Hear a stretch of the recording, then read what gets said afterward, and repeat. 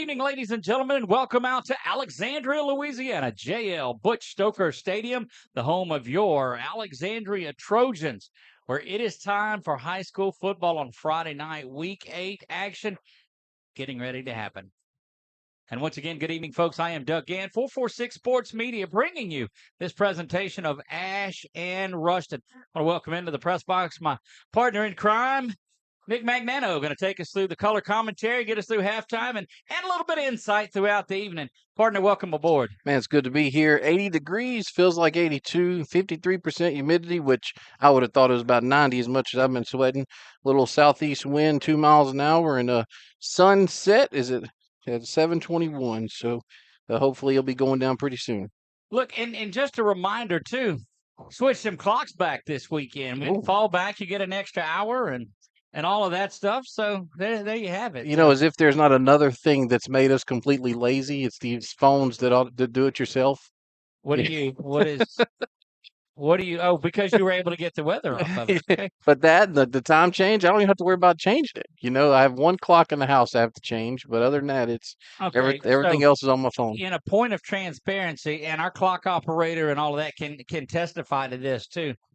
I was probably the first one to switch my clock back the next time because for the whole year, stayed there. One of those, the ones that like this, I don't change it. I just adjust to it and know what time it was. But I'm also the person that if I set my clock 5 minutes ahead so that I'm there early, I know that you have 5 minutes. Got all time to talk about all of that other stuff. Right now, it is Alexandria and it is Ruston.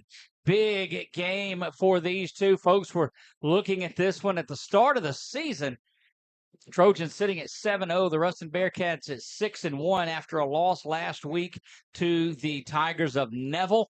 And what a ball game that was. Down to the wire, 26-21. Trojans 2-0 in district, had a battle with West Monroe, and then able to get off to a quick start last week against Pineville and got that one pretty easily. But partner, it doesn't. Nothing's easy at 258. No, not. I mean, if you want to look at last week, whenever Neville and Ruston were beating each other up, you had West Monroe sneak by Ouachita, 15 to 12 or 15-13, I think. So and this the week before, this Ouachita almost beats Ruston. That's right. They have an extra point that's blocked or tipped, which so they're down there going for two for the win. Ouachita is. They get a false start penalty. It backs them up. They don't get it that time, and instead they take the 1 point loss. And man, oh man, what a season this has been. And we thought that it would be this way. A lot of great things from our sponsors. That includes our Southern Air Cool Play of the game. We have our our Security Sporting Goods, and they just celebrated 75 years. 75, yes, I did. 75 Congratulations. You shopped there as a kid, didn't you? Yes, I used to. Matter of fact, I used to get my soccer cleats from there. Yeah, you did. That's when it was just starting. Yep. There, oh boy. That's right. That's right. They do our player of the game. And then, of course, we have our Express Pros. You had one job, lineman of the week, and we look at an offensive lineman or a defensive lineman as a way to reward those guys that are doing such a great job in the trenches. So why don't we take a look? And this is the back-to-back weeks that we have had two plays as our cool play of the game. And Nick, you didn't like that, did you? Well, I mean, I just, I'm not the participation trophy guy, but at least it was the same person. Same player. That's both right. Times. That's so right. Let's take a look at our screen and pull up the Southern Air cool play of the game. Take us through it too, Nick. You'll see the first one. It's one where he hits the onside kick directly to himself, straight ahead. Has good blocking in front of him, so he's able to let it go 10 yards and drop on it. And the second one's a little different. Yeah, they kicked it off to the left side of the screen and had it bounce around. Yeah, it actually hit a Pineville player, and then it becomes live, and we end up falling. Jay Frazier falls on it. So man, and that made it. It was 14-0 after the second possession. Then the second onside kick there, they win that one and go down and make it 21-0 before Pineville even takes the first snap on offense. Then you hold them 3 and out. Yes. Go down and score. It's 28-0. Ash on top in the first quarter, and Pineville had run 3 offensive plays. It was just one of those nights. Got into the clock situation there before halftime, and second half went rapidly. Both teams got out of there, I think, pretty well unscathed and off to fight new battles. Security Sporting Goods Player of the Game, second time this young man got the award. It is Carson Sellers. Tell me a little bit about Carson's big 4-touchdown night, Nick. Well, the biggest of them all was his rushing touchdown that he had. Snuck down the side, looked like he was just going to go for the first down, and boy, whenever he turned the corner, he took off for the last 10 yards and stayed in the little hashes there, little notches there, and took it to the house. And Darius and Jimmy blocking in front of him, and like Coach Bachman says, no block, no rock. So so they were blocking for their quarterback, and he ends up diving in, and that was a good one. But no, I mean, just very accurate. He had 5 incompletions, but 2 of them were drops. Right. So I mean, he's actually 7 for 10. With his accuracy was really good as well. But I tell you what was very impressive, Doug, was the when Fontenot and Duncan they catch the. I mean, Yeah. people think, oh, wide open, wide open. Well, guess what? When you have that much time, you start thinking about it. You start thinking about, hey, I got this one, and we've seen a lot of them. But they had the concentration to hold on to both of them. So it was a very, very good night for Carson. Indeed, they did. And down in the trenches, of course, we had Coach Free on the show last night, and such an intelligent coach and player. And you know that when you're down there, you lose sight of just how intelligent those offensive linemen are and have to be. And last week's winner of it was certainly one of those. Nick, tell us about our Express Pros lineman of the week. Yeah, Jacoby Morris, and senior, just a great young man, and this is his second time. And the thing, if you watch film or if you watch tonight, you'll see Jacoby gets to that second level. Right. And that's going to be very critical tonight because they have number 21, their linebacker, who is a beast, and he goes to the ball and he does pretty much everything for him. I want to make sure I get his name right. I had it in mind. Zarek Hill, and him and Mayfield last year Right. were double trouble, but Hill's pretty much the main one right now, and getting to that second level with Jacoby and then Caleb and Reed, them getting to that second level and getting a hat on him is going to be critical for JT or to have a big night. What a great story Connor Reed is. We talked to him on the show last night. We were able to visit with him. His family was in there, and it was great to talk to that young man. And what a story. And he would tell you, he's been a program player. You heard that name that spun around a little bit, but a program player, Nick. And that means that he got here as a freshman, and he said he looks back at himself as a freshman and laughs at himself when he was there, was squatting about $185, and he said he did 500 last week. And I said, all at once? Yeah. And Doug, that is the just the example of what high school athletics are all about. Okay, Right. Is the fact that you can transfer, but there's usually more of a penalty if you so you put the work in, you grow into it, okay, and then when you're on the field, you're that much better, you're more prepared. Everybody wants instant gratification right now. Right. So these days, what a great story, that young man. And I think he's 4.0 if I'm not mistaken, they said. So he had a B in a test earlier. Coach Bachman and him were talking about it, pre-show about, I think it was like week 3, and he was pretty disappointed about that. So just a smart young man as well. They're going to be charged with making the way for JT Lindsey, the 4-star running back committed to LSU, has over 1,100 yards. But Nick, last year against the Bearcats up there in Ruston, carried the ball 19 times for 57 yards, no touchdowns.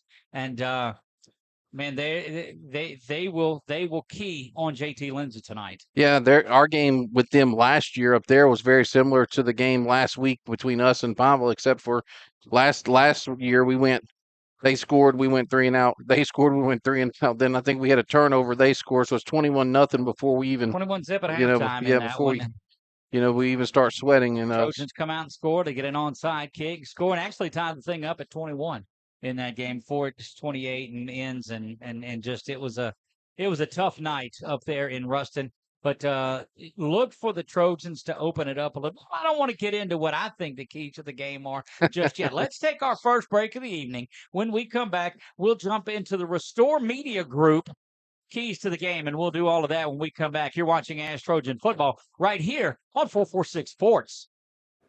Yeah, so what happened out there tonight? We struck out at home with leftovers, then we remembered walk-ons. What effect did the situation have? Spirit soared. Nick took on a burger. Jen obliterated her ribeye po' boy. And speaking of spirits, Laura even scored a real tasty cocktail. She needed that. Any lessons learned today? Yeah, head straight to walk-ons. Scratch-made dishes, wall-to-wall TVs, craft beers, and cocktails. Walk-ons for the win. Are home problems turning your life upside down? Trust Southern Air Cooling, Heating, and Plumbing to save the day. From keeping you comfortable to plumbing repairs and even generators, we do it all. Southern Air Cooling, Heating, and Plumbing, your one-stop solution for AC, plumbing, and generators. If you need us to save the day for you, call Southern Air Cooling, Heating, and Plumbing or visit us online at southernairnow.com. This month, as we gather with the ones we love, let's take a moment to give thanks for the blessings in our lives. When it comes to protecting what matters most, trust those who care about your family as much as you do. I'm Jason Hawk, your local Farm Bureau insurance agent. I'm here to help you protect what you hold dear. Whether auto, home, or life, have peace of mind knowing that your family is covered today, tomorrow, and for years to come. So talk to Hawk at 318-791-HAWK or online at talktohawk.com and let us help you protect what matters most.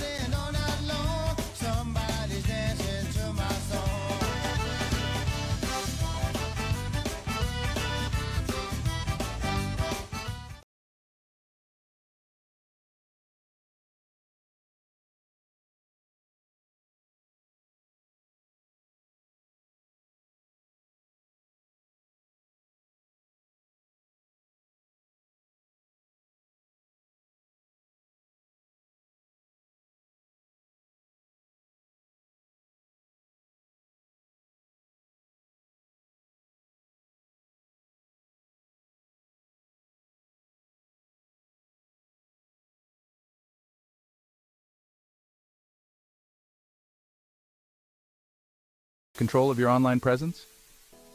At Restore Media Group, we specialize in reputation awareness, social media management, and boosting your Google rankings. Our mission?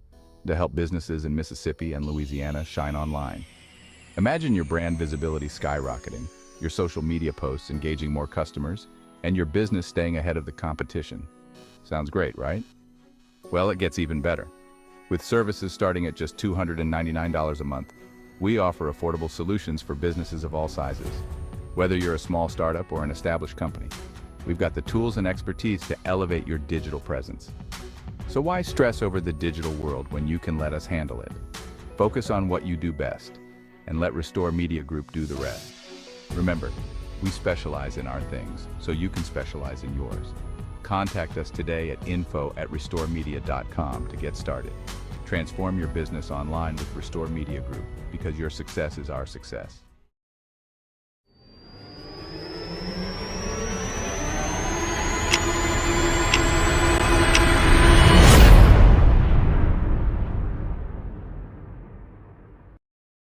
We are back. Doug Gann alongside Nick Magnano. 446 Sports bringing you Alexandria Senior High Trojans, welcoming in the Bearcats of Ruston. And I'm telling you, Nick, normally the scene across over there on Webster is a later time, but look at the folks that are streaming in. One from that Ruston side, and one just, I mean, you're starting to see Ruston side fill up. And of course, the folks parking all the way down towards that YWCA area that's down there. Dang, I didn't even notice. Wow. Yeah, I would imagine that that's a big night for sure. Excited, even though Ruston, did lose last week. This is still Yeah, but I mean, this is still a big right. matchup. You can't win every game. That's and right. Neville Ruston's always been a battle, and 2-5A is just that. Yeah. And you could throw the records out. One team could be 8-0 and one could be 0-8, and this is going to be a slugfest throughout. But there is a path to winning this game. Yes, there is. For the Trojans and our friends at Restore Media Group, that they do all of your social media management and online presence. The last guy that thought there was only one place you needed to be online, was the MySpace dude. So Facebook advertising just doesn't do it all for you. Reach out to the folks at info@restoremediagroup.com, and they can take care of all of that for you, so you don't have to. And they have sponsored our keys to the game. So roll that intro music, Brad. All right, so to give you a little, if you're just new to joining us on here, Nick will give us his 3 keys to the game, and we play a little game with him just to see if he can figure out if his brain and my brain are in sync. So let's look at key number 1. No chance. My key number 1 is the number 3. Well, okay. What number was the Bambino? It was number 3. And in honor of the Yankees going 1-0 tonight in the World Series, we brought up the Sultan of SWAT, Babe Ruth.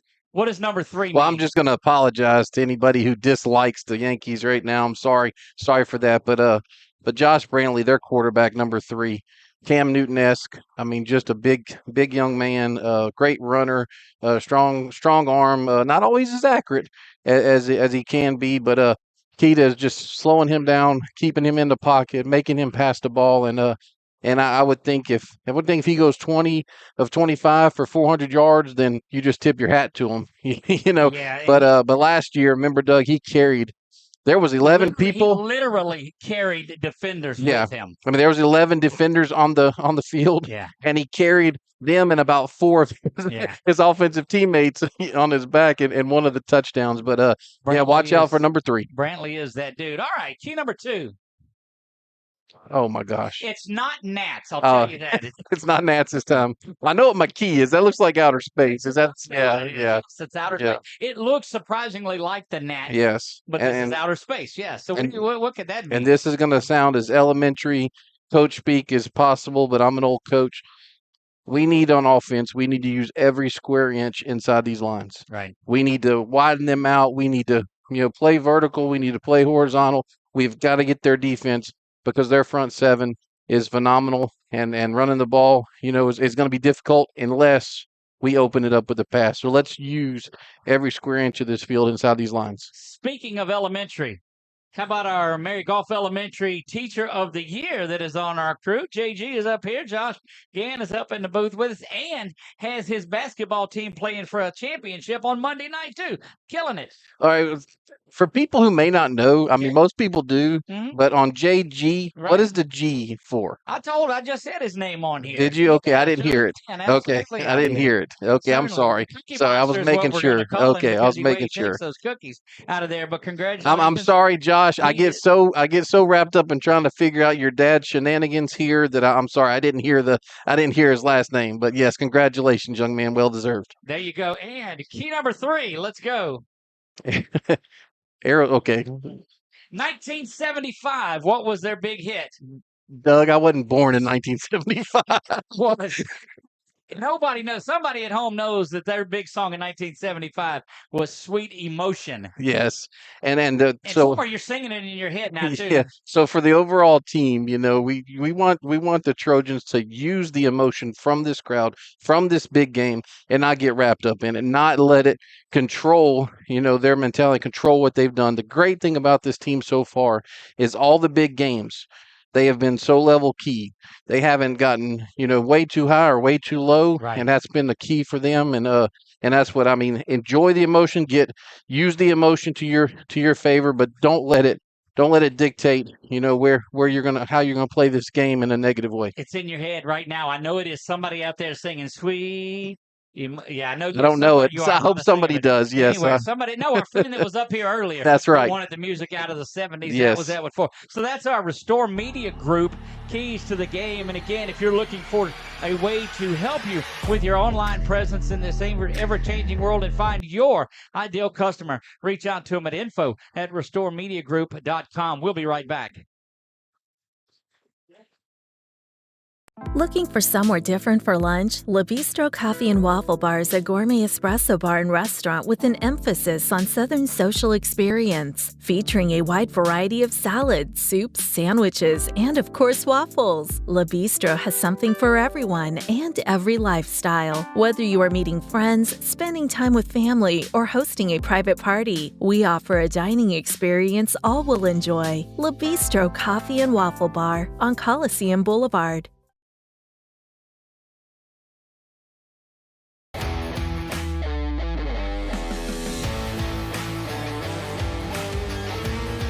Check out some of our recent work at the Panthers Stadium. In addition to custom signs and banners, we also handle custom trophies, custom awards, custom vehicle wraps, and more.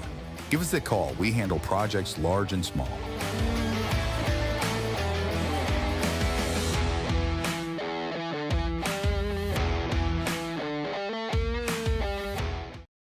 At Wallace Eye Associates, right now is the best time to have your cataracts removed. A new year means a new deductible, so if you're just not seeing as well as you used to, schedule your cataract evaluation today.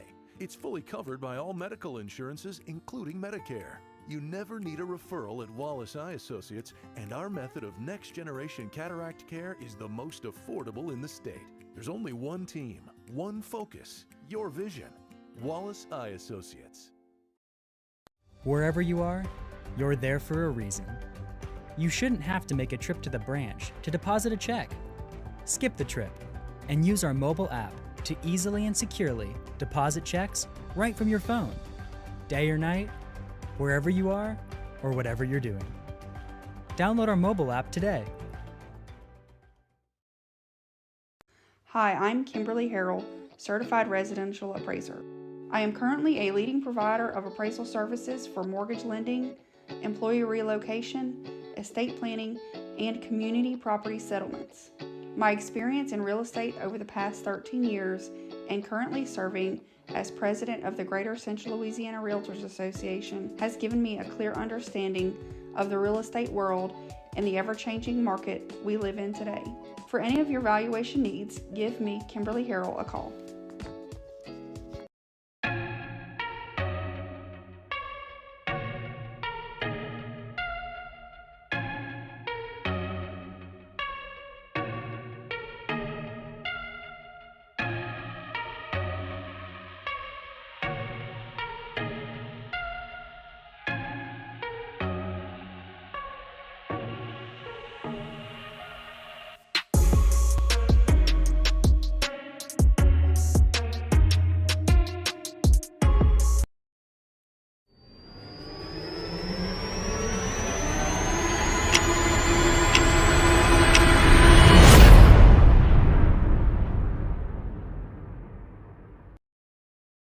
We're back to J.O. Butch Stoker Stadium.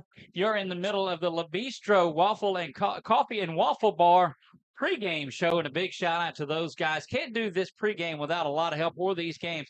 Of course, our crew up here that helps us out, Jason Crooks on camera, JG, Teacher of the Year, Josh Gann, is up there to keep you up on the scoreboard and all of those things and the penalty flags. He's got to probably add a few things during the game, which is driving Nick crazy. Brett Stolz be pushing all the buttons. My man, Roger Walker, with the hat of the day. And I wish there was a way to get a camera down on my man, Raj, because we need to do that without a doubt. Of course, Nick Nano, and I am Doug Gann, bringing you all of the action tonight on here. Brody, Smith, down on the field, who is in his Brody cam. It's not connected right now, but it takes a lot of people to put this together. But we go back to the La Bistro, folks. La Bistro Coffee and Waffle Bar. They give, look, I'm telling you, if you're looking, the food in there when you go in there, Nick, is great, but you got to try the catering and top it off with the cookies, the cookies and the French toast cookies. And now they put powdered sugar on the chocolate chip cookies. And we had, Nick, yeah, I might take some of that Tuscan chicken and put with the bread so I can have a little bit of leftovers for later. Y'all can take the big platter, but I'll take the little platter to the house. But so here's Tuscan chicken. Get that and put that over the mashed potatoes. Yeah. And then get that bread, that garlic, the toast, and slop it up. You don't wipe it up with that. That's right. And you just put it underneath the potatoes and the chicken, and nice little Italian salad we had. And on Coliseum Boulevard. If you don't know where that's at, I beg you to check that out. You need to go in there and find the folks at La Bistro Coffee and Waffle Bar. Tell them you thank them so much for supporting ASH Trojan Football and everything that they do. Locally owned and operated, and just a great local family, and just excited to have them involved with this. Like I said, it never fails, gentlemen. I'm going to let you take it a minute while I look for my glasses. There they are. Brett's got them. Oh, hey, sheesh. It's hard to find your glasses when you're not wearing them. I understand that. And normally they're right on top of my head, but not this time. As you start to see the Trojans, there's Brody that we talked about a little bit earlier. Brody that we talked about. So I confused that a little bit because our buddy Bodie Van Dyke. Oh yeah, kicking for yeah. So Bodie and Brody, the two confusing me. But there's Brody down on the field. You see him on the on-field camera that is down there, and what a welcome addition that has been because he gets right up in the huddle with them, and we appreciate everything that he does. Of course, you see the sponsors that are rotating in the corner. Walk-ons, big night last night out there at Walk-ons. Had to be close to 75 folks or so out there as you see the Trojans getting ready to bust through that banner and make their way out as we're about 5 minutes from kickoff. And here come your ASH Trojans.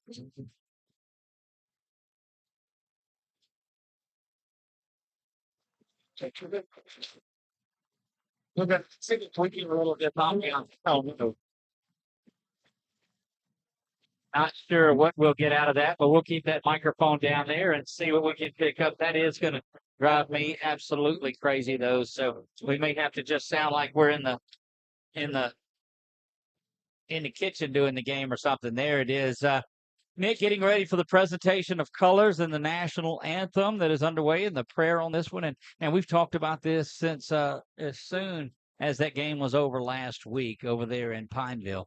Let's turn it over to the field and we'll just let you take a look at the as they honor America.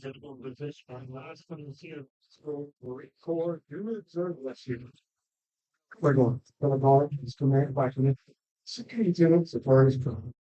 During the Marine Tug Corps colors is Cadet Staff Sergeant Clayton Ivy, led by Police Cadet Corporal Hazel Evans, and my Rifleman Cadet Corporal Rody Asimov.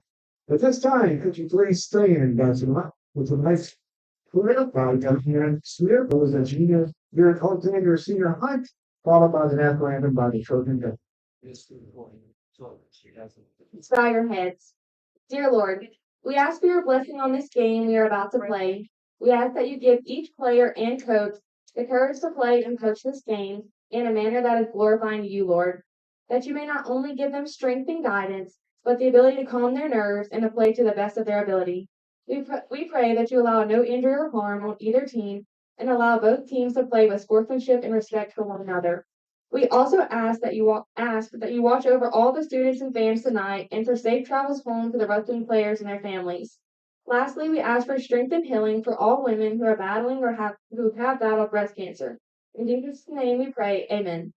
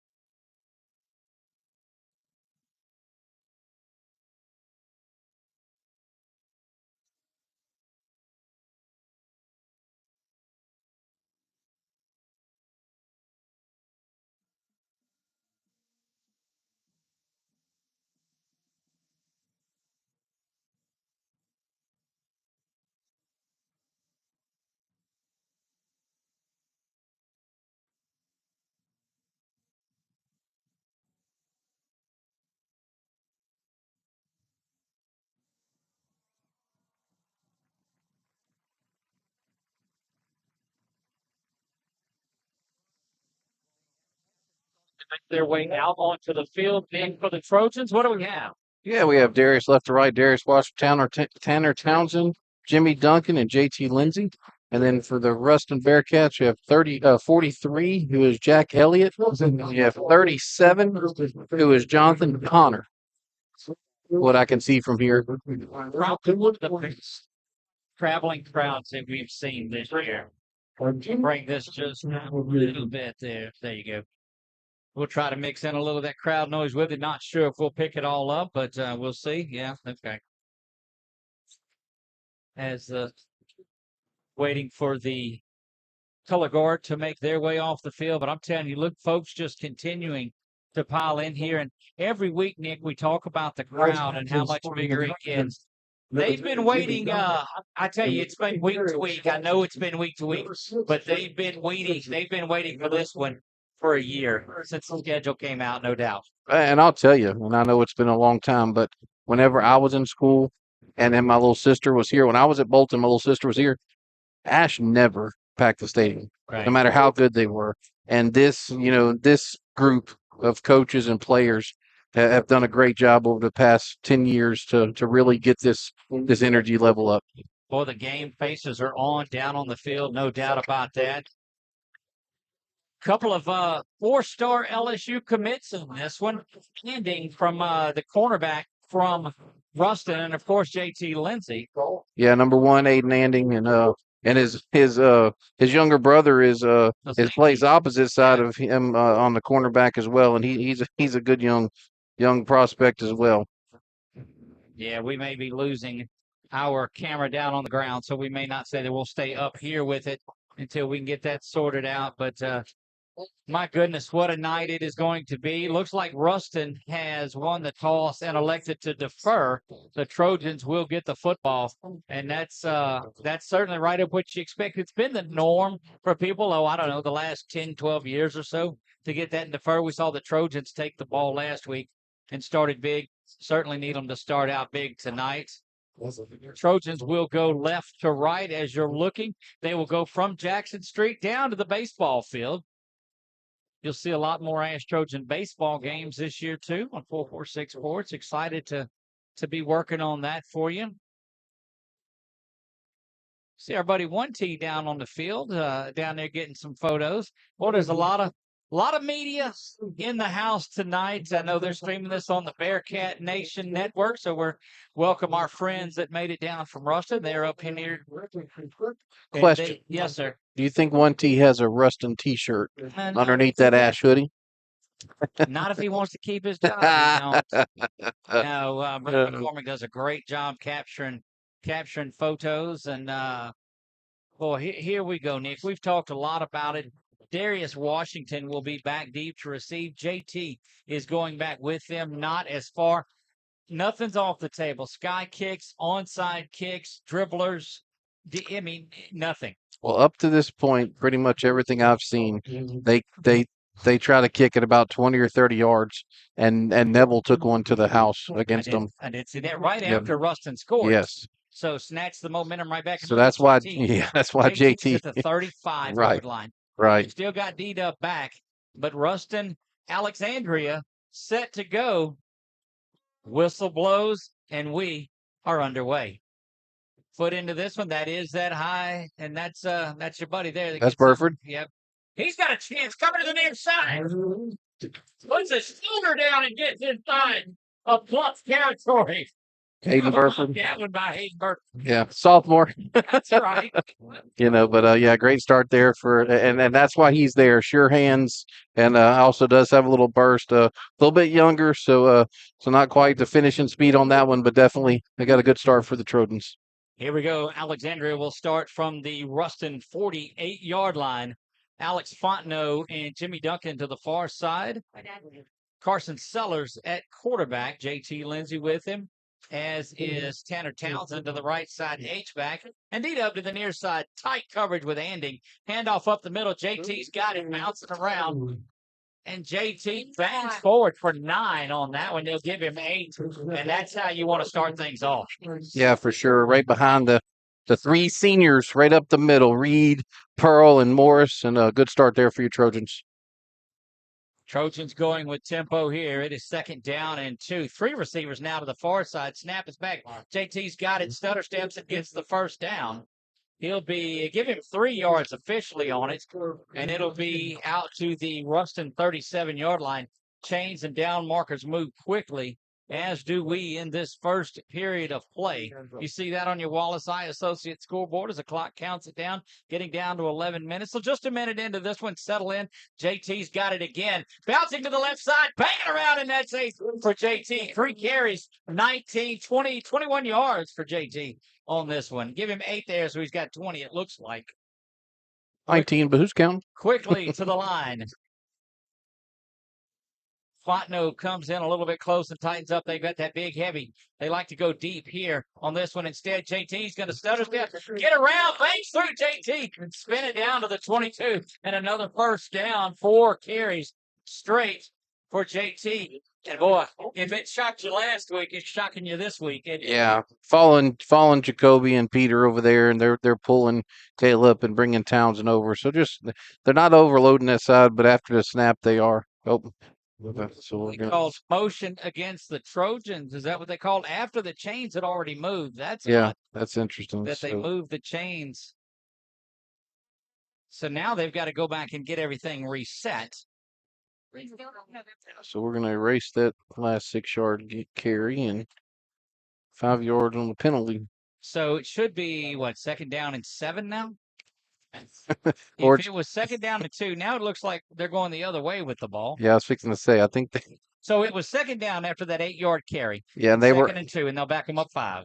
Yes, and they were on the 28. Did they call holding is what he called? No. There, gets back to the 27, and that gets the first down back, does JT. They're stopping the clock again like they know just for the first down, and they'll reset. Vaughn Darvon gets in there now to give JT after 5 straight carries. Come all the way back. Goodness gracious. Oh, that's 2 penalties that have got the Trojans there early. Here we go again. Yeah, sometimes the ambiance gets us a little bit. You can hear a little more than what you want down from below. We may switch that over in between at a timeout. We may move that down here. Yeah, unfortunately, let's see where he's going to mark. Is it going from the line of scrimmage? Okay, so now the Trojans will be behind the sticks all the way back out to the 38. So a net of 10 yards after all the grinding that they've been doing. Nick, remember, they started on the 48. They're at the 37. So a net of 11 yards on an amazing drive.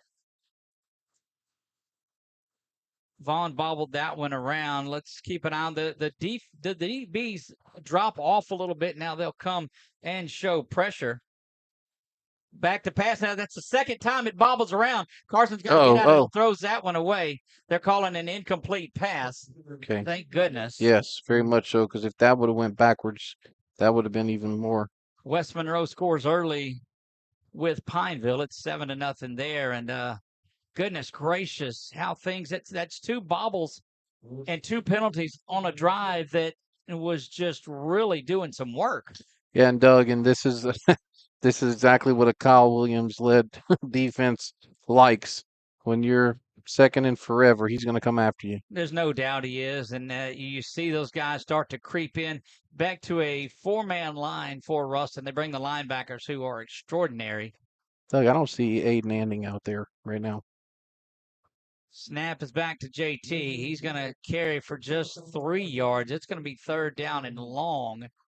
Unless they changed his number. He's number 1, and he was out there to start the game. Yeah, that's what I'm saying. I don't see him right now. I haven't seen him the last 3 plays, so it's kind of hard to tell if anything Can't happened. see the tent over there. Right. I see somebody sitting on the bleachers over there under their tent. Back to pass. Here comes pressure. Carson stepping up. Got a man. That's it out of the hands. Had it off the fingertips, and boy, that's staying in the pocket, letting that ball go on a dime, and unable to hang on to it. And yeah, difficult catch there, but good pass there by Carson, especially with the pressure coming off the left side. And boy, a drive that had the Trojans all the way down near the red zone now is facing 4th down and 16. Yeah. And had that one there. Boy, they're calling. So Ruston audibilizing on their defense as well, down to 12 on the play clock. Yeah, they're probably thinking screen here, Doug. And they've seen it a lot if they've watched the. We'll take that 5. Little offsides there. That'll move it still. Make it 4th down and 11, though. Yeah, we'll take it, though. It's a little closer. Mm-hmm. You still have a lot of weapons to get this, too. That seam has been really effective. One thing that you got to be careful of, though, against this Ruston defense, they've got, I think, 3 or 4 pick 6 on the season. They really get after it. Sellers with JT. Townsend, the H-back, to the far side. Snap is back. Pressure right up the middle. Carson steps into it. Got a man, but overshoots him. And I think he was looking deep and looked and saw Fontenot breaking open. And he just and let it go. Boy, he had it 6 right there. But Ruston, thanks to a couple of penalties, especially that big holding penalty on a completed pass, will take over on their own 29-yard line.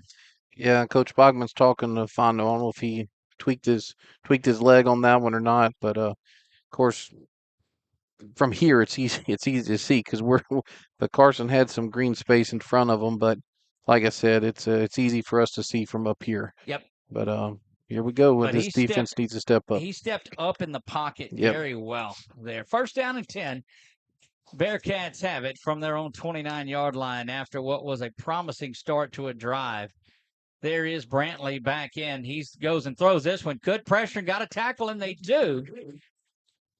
We'll take about 30 of those type passes. They give him out to the 32-yard line, so actually 3 yards on that from Brantley on one that looked like it was back at the 30. Yeah, Cortez Simon. Yeah, sorry. I apologized to his mom actually earlier. So I'm going to call him Carr Simon. So Carr Simon and Latravius Williams there for that short gain. They go 3 wide to the near side. Jumping, but getting back over are the Trojans. Big offensive line for Ruston. Brantley snaps, calls for it, tries to find his way to the interior line, gets to the outside, got to get a tackle and does. And there's a penalty flag that comes back in around the 35. So it may be another holding out there. That would be nice, but that's exactly what we talked about. We talked about him being able to run like that.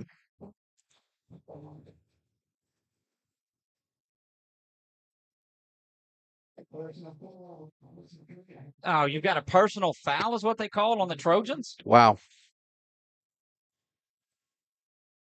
That's going to move it deep into Trojan territory. Not sure. I didn't see it on there. May have been I don't know.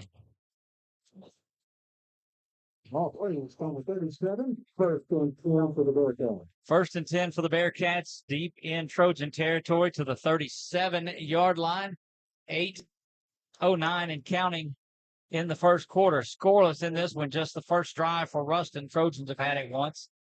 Snap is back. Handoff goes up the middle. And a good job into that line go the Trojans. Yeah, Xavier White there, the tackle. Good work by him. And Jackson Townsend's back in from last week, so that's good news as well, Doug. Well, you look left to right over these bleachers here on the Trojan side and across the field, and it's just a capacity crowd in this one. You hear the sights and sounds of it, hopefully. Second down and 6 for the Bearcats from the 33. Here comes pressure from the Trojans, but they run the ball right up the middle, getting big yardage and going through. So you're seeing pressure come from the outside, Nick, run going right up the middle. Yeah, Griffin there on the tackle really saved the touchdown.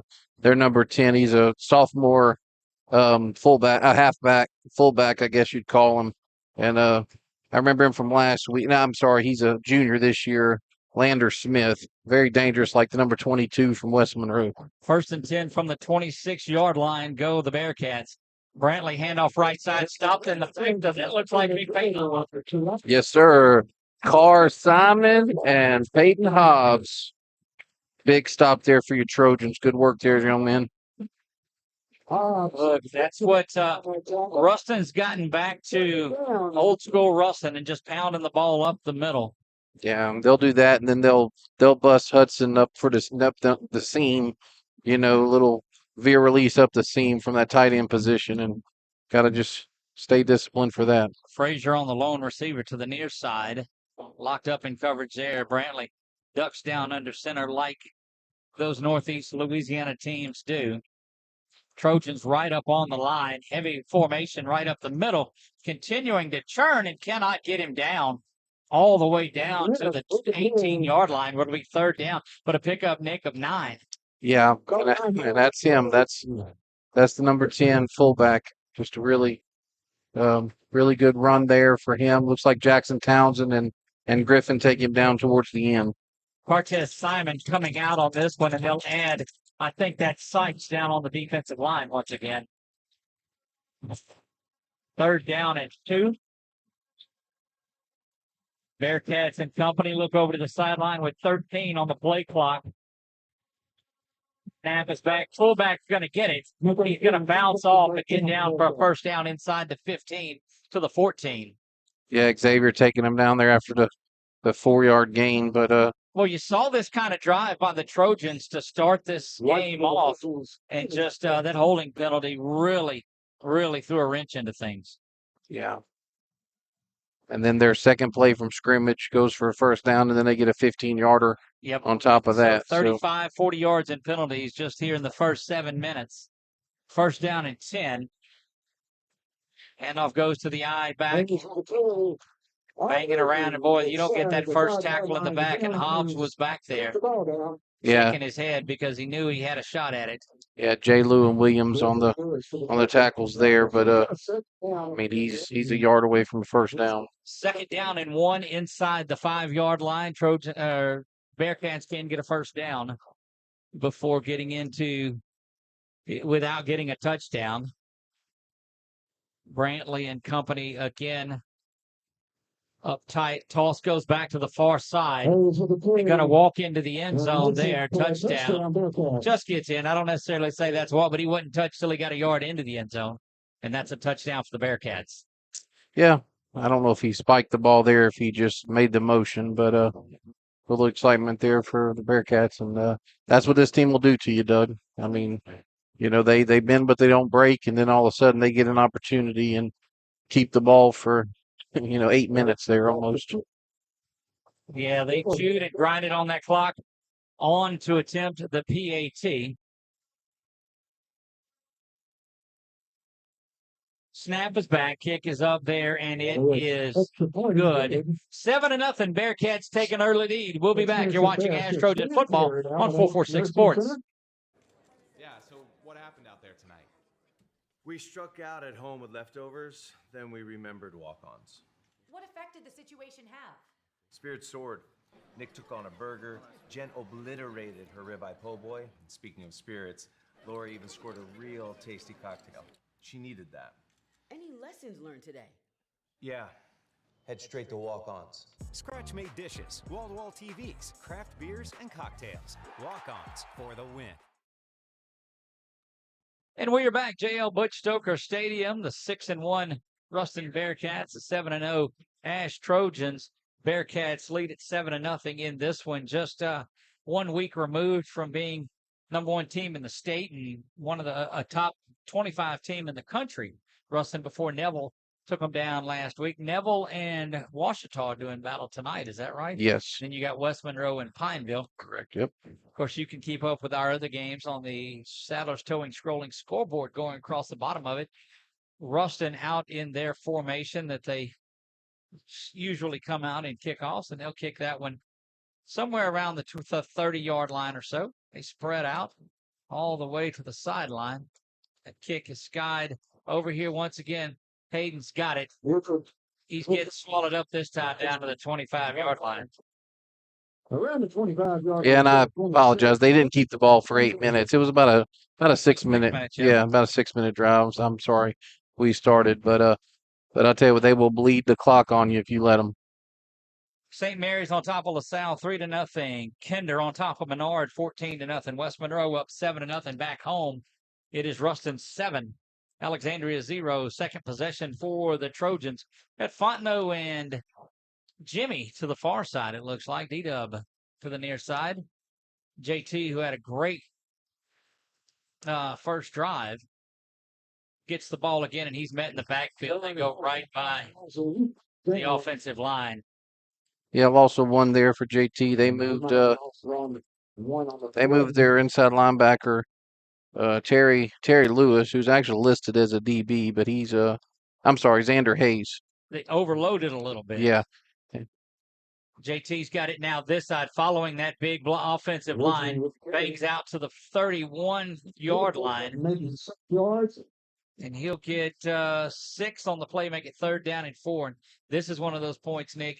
If you talked about a must convert for 2 reasons. One, you got to go down there and get points in this one, but you got to get a rest to that defensive unit who's still huddled around that TV. We'll call it 3rd down and 5. Yeah, 3rd for down sure. and 5. So after the loss of a yard, they get that back plus 5, 6 yards carry here. JT play action now. Carson looking down the seam. Got 5 up. He's going to get down. It's 30. Now 20. Hanging around down to the 14-yard line. And Sellers, Savantno playing big dividends. Yep, good work there. I don't think we'll look at it after this series on there, so hang on to that one, Brett. Trojans moving with some momentum. Sellers has his unit back up to the line. Looks like 50, they called it before. 54-yard pitch and catch there for Dead Carson. ball, offsides. Boy, that had Ash leaning over into the zone, too. So if they had not jumped, looks like they would have moved. But that'll move it 5 yards down to the 16-yard line.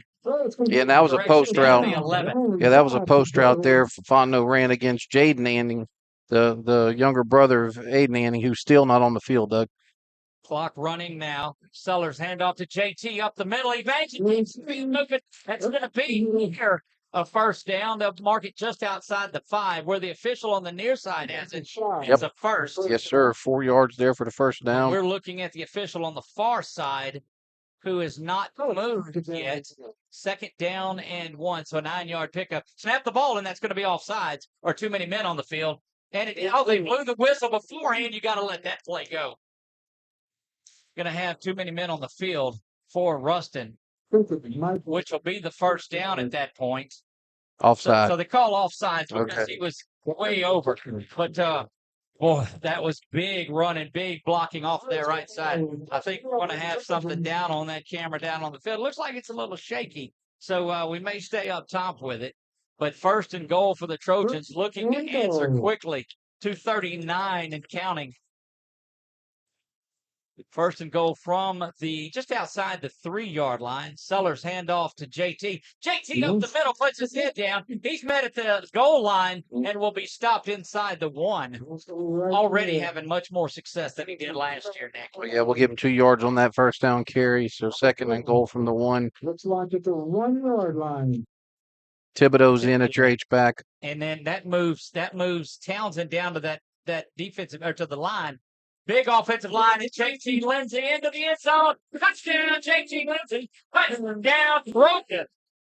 Let's look at that. Well, yeah, let's look at that one more time, Brett. See the touchdown. Now, this is the pass from Fontenot, and now down to the one from JT, and we'll have that one for you. JT gets into the end zone. Trojans look like they're staying out there. Nope, that's just because Sellers holding. Yeah, so Doug, 3rd and 6. They hit the big, 3rd down play for 54 yards. That's right. And look, that was open on that first drive. Just didn't hit it. Snap is back, kick is up, and it is good. We're not at it. 2:06 go here in the 3rd. We'll be back. You're watching ASH Trojan Football on 446Sports. This month, as we gather with the ones we love, let's take a moment to give thanks for the blessings in our lives. When it comes to protecting what matters most, trust those who care about your family as much as you do. I'm Jason Hawk, your local Farm Bureau insurance agent. I'm here to help you protect what you hold dear. Whether auto, home, or life, have peace of mind knowing that your family is covered today, tomorrow, and for years to come. So talk to Hawk at 318-791-HAWK or online at talktohawk.com and let us help you protect what matters most. We are back, J.L. Butch Stoker Stadium. Trojans tied it up with a quick drive. You go back to a potential Southern Air cool play of the game candidate. That 3rd and 6, Nick, did what? went for 54 yards on 1st down, and boy, really gave us the momentum. That's one of those that we talked about. If they don't convert it right there, you're kicking the ball back away to Ruston, who's going to get you into the 2nd quarter, and who knows what happens.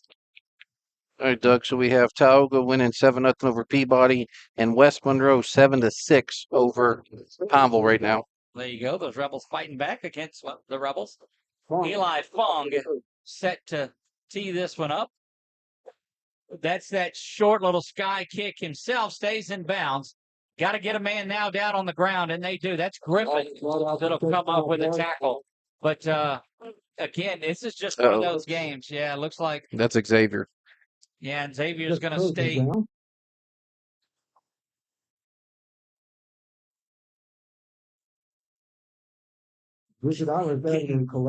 Getting grief from the crowd in here as they've not put the touchdown up for the Trojans yet on the scoreboard in the house. 14-6, West Monroe takes the lead. I looked at our scoreboard to see if it was up, but it is up there, and they're down. We won't have that on the camera. 318-487-1129.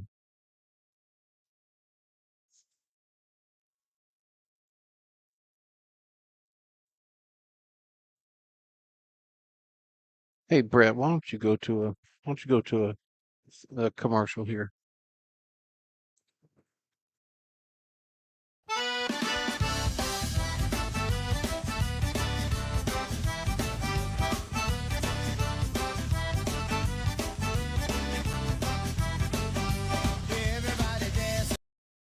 So Xavier White comes off primarily on his own power. The good thing about it is, Nick, he doesn't go very far. He just walks in, turns around, and gets his helmet, and he'll be ready to come back on the field. But Bachman is there talking to him right away. Yeah, seen junior Clayton Dole in there, number 40 to replace him. Off the field too, right here. So you don't have Cortez or Xavier in on this one.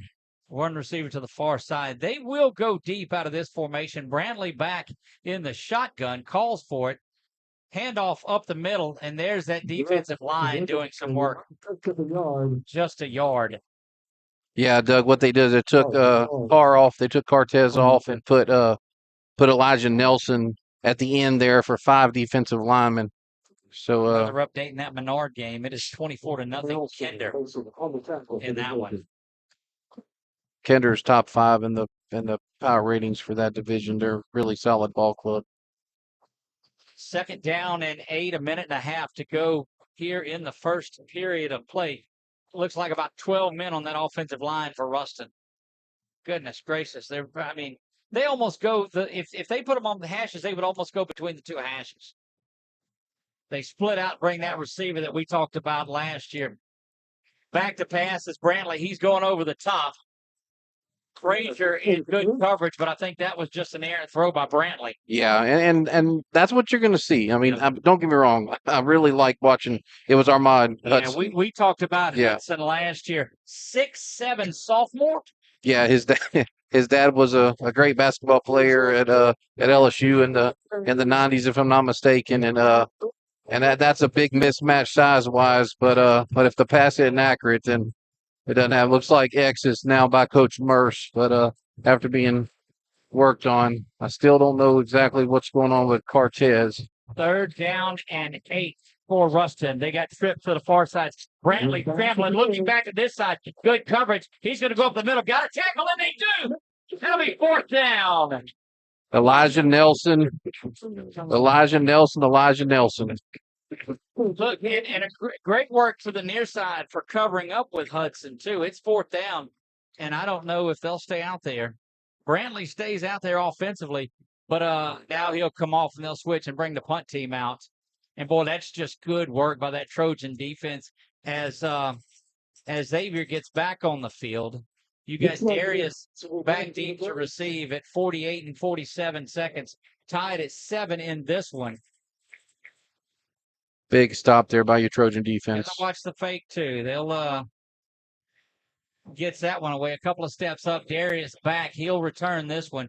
Catches it at the 23. Moves back a little bit. Gets back to the 25. A little bit of a late hit there, but Trojans will have it for their 3rd possession with 28 seconds remaining in the first.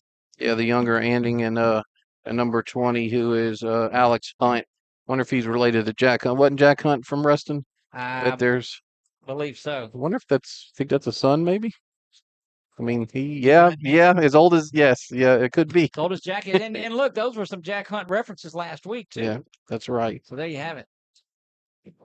Trojans struck quickly. Last possession, they had it, and you got these fans on their feet here because the scoreboard just got updated. That's going to be Gasson who keeps it. Spins around, he'll pick up 8 on the play. And that ovation that you heard moments ago was because they got the Trojans 7 points up on the scoreboard. No home field advantage here, Doug. That's not a bit of it. 8-yard gain, second down and 2. Now it'll be second down and 7, and a false start should stop the clock. The clock's still running in this one, though. That's what they've got to be having clock trouble because it ran off 5 or 6 seconds while they were calling the penalty. And look, you say that that might not mean much, but it certainly does. Oh, yeah. A game like this, yes. I mean, ran off the last 5 seconds while they were waiting on the penalty to be called. Goodness gracious. We'll take this timeout with them. We'll be back. You're watching ASH Trojan Football on 446 Sports. Are home problems turning your life upside down? Trust Southern Air Cooling, Heating, and Plumbing to save the day. From keeping you comfortable to plumbing repairs and even generators, we do it all. Southern Air Cooling, Heating, and Plumbing, your one-stop solution for AC, plumbing, and generators. If you need us to save the day for you, call Southern Air Cooling, Heating, and Plumbing or visit us online at southernairnow.com.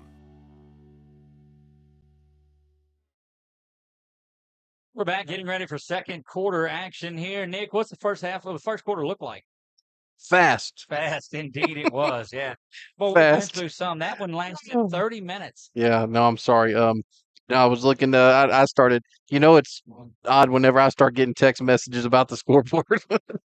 So you're looking at 16, 19, 26, 29. 41, it looks like, and a touchdown for JT. So, good start there. Carson is 1 for 4 for. And that's on 10 carries from JT. Had 19 for 57 and no touchdowns a year ago. Yeah. But considering how, last week, although the game ended earlier, but with us scoring the way we did, that first quarter seemed to take the first half. 33 minutes for the second. Yeah. So this one's gone fast. Second down at 7 following that Gassett run and then the penalty.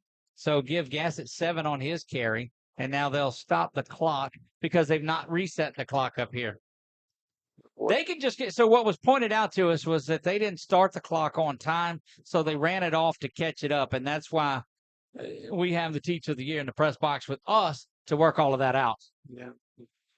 Well, in theory, there should be a bunch of them down there with watches that are watching it. So I'll take that. I'll take that reason. Theory, that's correct. Second down and 7 for the Trojans. They start their third drive and first of the second half. Toss comes to the near side to JT. JT with a catch and a step and a drive out to the 35-yard line, and he's going to be very near. First down to move those chains. And this is another, we don't have a fancy sponsor, first down. Trojans moving quickly, first down and 10. Snap is back. Gassett hands it off to Lindsey. Lindsey banks around but picks up 4. Yeah, and on that last one, Doug, Caleb Pearl pulled and really, put 21 on his rear end. He put heel on his rear end on that last play. Snap is back quickly. Hand off to JT up the middle. He's met right at the line of scrimmage. We've seen this a lot. Sellers will come out for the first 2 series. Gassett will come out in the third for the third series. We expect Sellers to be back for the fourth. And now Gassett. How about that from Max Gassett? Just knocking folks down. 23-yard gain there on the scramble for Max Gassett, and just a great play for that young man. Move over, play of the game candidates, and welcome in that big run. Handoff goes once again to JT, hits the circle button, comes down inside the 35 to the 33. Take that nice little 4-yard gain there for JT. You'll take 4 every time. 7-7. You see it on our Wallace Eye Associates scoreboard. Thanks to Sadler's Towing, you see the scores from around our family of games. Play action. Gassett's going to keep it off the right side. Little stutter step and jump and gets the first down before he is driven back in. But forward progress gets the first. Another 7-yard gain there for Max. So good work here. Way to keep them guessing, keep them honest. Look, it just changes the dynamics in there, and you've got Vaughn Darvon in there in the backfield with Gassett. Max with the handoff to Vaughn. Vaughn stutter steps himself and is going to get another 3 yards on the carry. Yeah, they just took they another gave him step, 4. gave him 4. That'll work. Take that. 2nd down and 6. Ball rests just outside the red zone at the 22-yard line. No real need for a play clock with that Trojan offense the way they're going. Gassett back. He's got to pull it down once again. He's going to be dropped in the backfield. That is a sack, so he'll lose back all the yards that Vaughn got. And that's, you've heard the old saying, a coverage sack. That That was all. We had 3 in the running routes out there, and all 3 of them were covered like a blanket. So I guess he could have tried to throw it away, but it was pretty quick back there. They've played one in West Monroe, and the Rebels on top of the Rebels in that one, 14-13. Which Rebels? West Monroe has the lead in that one, 14-13. Timeout for Ruston. We'll take it with them and be back at 30. You're watching ASH Trojan Football on 446 Sports.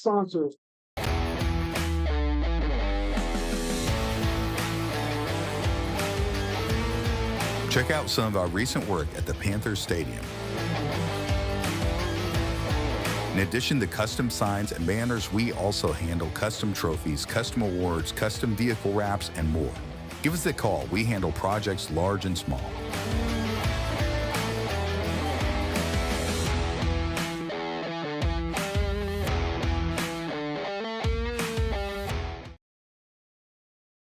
We are back. J.L. Butch, Stoker Stadium. Doug Gann alongside of Nick Magnano. Big shout out to the crew. Roger Walker, Josh Gann, Jason Crooks, Brett Stallsby, helping make all of this possible. And Bodie Smith down on the sideline doing big work. 3rd down, Brody, that's right. But see, I'm going to do that all year long. That's the way it goes. They knew who I was talking about. 3rd down, and it's going to have to keep it, and does get back to the line of scrimmage. Boy, they were working on that screen the other way, and it was read like a book from Ruston. Yeah, I mean this is going to be a game of cat and mouse. I mean the whole night. Well coached ball clubs on both sides, and nothing really Sam could do Max. Hey, I think it's the first time I've done that in a long time. Nothing Max could do on that one. Lead up to the top. Duncan in the slot, and Fontenot is the receiver to the near side. It's Gassett and JT in the backfield. 4th down and 11. 9:07 to go until the break. Let's go, Another series that had a lot of promise in it. Need to convert this 11-yard pickup. Bringing a man in motion back to passes. Gassett going to step up again. Ducks under. You cannot hold the ball that long against this Ruston Bearcat defense, and that's 2 sacks out of 3. Out of 4 plays on that drive there, and it'll be a turnover on downs. Ruston gets it back. Yeah, loss of 4 there on that sack. So see if this Trojan defense can't pick him up. On 31. Yeah, you just that's the one thing that you know about this Ruston defense is that you cannot hang on to the ball more than about a 3 count. You got to get it out. You cannot take the sack there. It didn't matter. Taking the sack's better than throwing it away. Wouldn't have mattered any. So Everett coming in last minute here for that as that 5th defensive lineman, Doug. Brantley now under center, and there's a flag on the play. Offsides against the Trojans, they'll call. And that'll be a 5-yard penalty. Look like they're lining up in the neutral zone is what's being called, and it'll be 1st down and 5 out to the 36-yard. Well, they didn't jump, so I guess ball doesn't have to be snapped, I guess. Lined up there. We'll have to send that out to somebody way smarter than me. Yeah.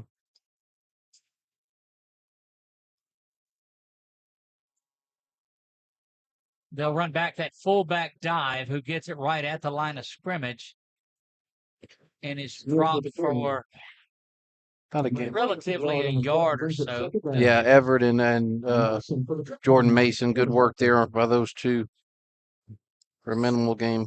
I'm sorry, it's Richard, not Everett. Excuse me, it's 98. Last series out, the Trojans forced the punt, and this time they're going to have some work to do as well. This is what you've got to keep Ruston from hanging on to that football and grinding down to the first half. Brantley Handoff to the near side, and it's a first down, 7-yard pickup. Yeah, Griffin came up, and actually Hobbs helped him. Looks like Gaines turned him inside, and but that's still 6 yards and a first down When there. you start at first down at 5, though, things just, it's a little off. And now get back to 1st and 10, settle in.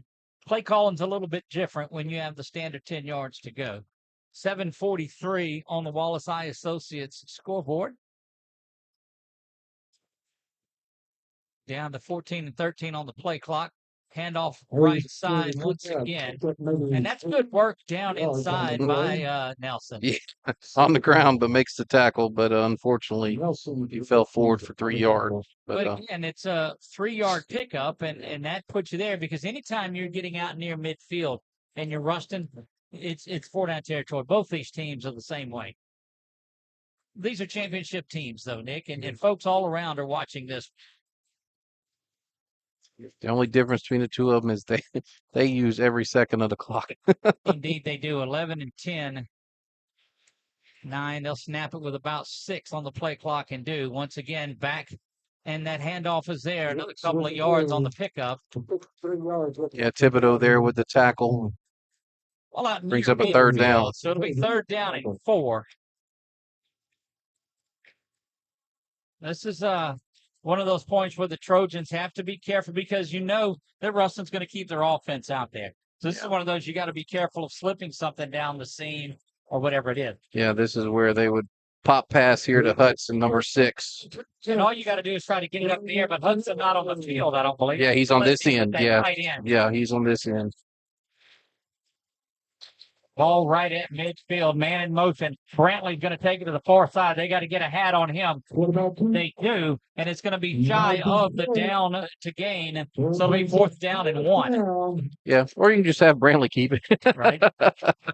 Oh, man, a lot of stuff happened on the bottom of the pile there, but what's not going to happen is a decision to punt the ball. You can believe that. No, for sure. J. Lou there and Jordan Mason on the tackles there, and looks like now Everett is in. Right, yeah, because they've got a much bigger line. Right. This again, don't think that Ruston won't pull some sort of trickeration. The clock rolls down under 5.5 minutes here until halftime. Trojan crowd on their feet. Snap is back to Brantley. He goes off left side and gets it. First down. He gets 3 on the play is all he got. So it took him 4 plays to get 3 yards, but that moves the chains every time. Yeah, Xavier White there on the tackle. And Doug, you know, traditionally 4th and 1, you're like, hey, well, I put him in the shotgun. But when that young man gets ahead of... He's looking for somewhere to run. When he gets ahead of steam going, it's... Absolutely. First down and 10. Bearcats have it from the 44-yard line. 5 minutes remaining here until halftime. Snap is back to Brantley. Handoff goes off the left side. A lot of room over there. Boy, he gets by and he's got a chance. No, Griffin is going to spin him around and out of bounds. But down to the 10-yard line. That's about a 35-yard gain. Yeah, Jordan Hayes, senior. You know, Coach Bachman was talking about him. I mean, that's just he's very quick off the edge there. Well, when you've got all your focus inside on that dive and that fullback and that Brantley up the middle, then you're going to have that happen to the outside. First down and 10 from the 13. Ball kind of hit the ground, but it's picked up by Brantley. Going to be brought down near the first down marker, and it should be a first down. Brought it down. There you go. We'll fix that a little bit. Appreciate the info, Mike Cook. Good to hear from you. Boys, it's not often that, Mike Cook has said we need to hear more Doug. You're right. We'll take that. And it's not often that I'm louder than you. Right. So appreciate that info there, Mike. Hope you and Sonia and the families well. Seth. That's right. First down and goal from the 3-yard line. Go the Bearcats, make it the 2. Brantley under center turns, hands the ball off, and it's going to be a touchdown for the Bearcats. So the Trojans hold them, get the punt, and go backwards a couple of times, turn the ball over on downs. and Ruston right down the field they go. That'll make it 13-7. Bearcats take the lead, looking to add the extra point. That is number 43 that is there, and we'll look across what the roster tells us. Jack Elliott. Elliott set to attempt the PAT, and boy, they're really going to get after the clock operator too. They gave 2 touchdowns to the Bearcats there, but it is 14-7. Ruston leads this one. We'll be back. See what the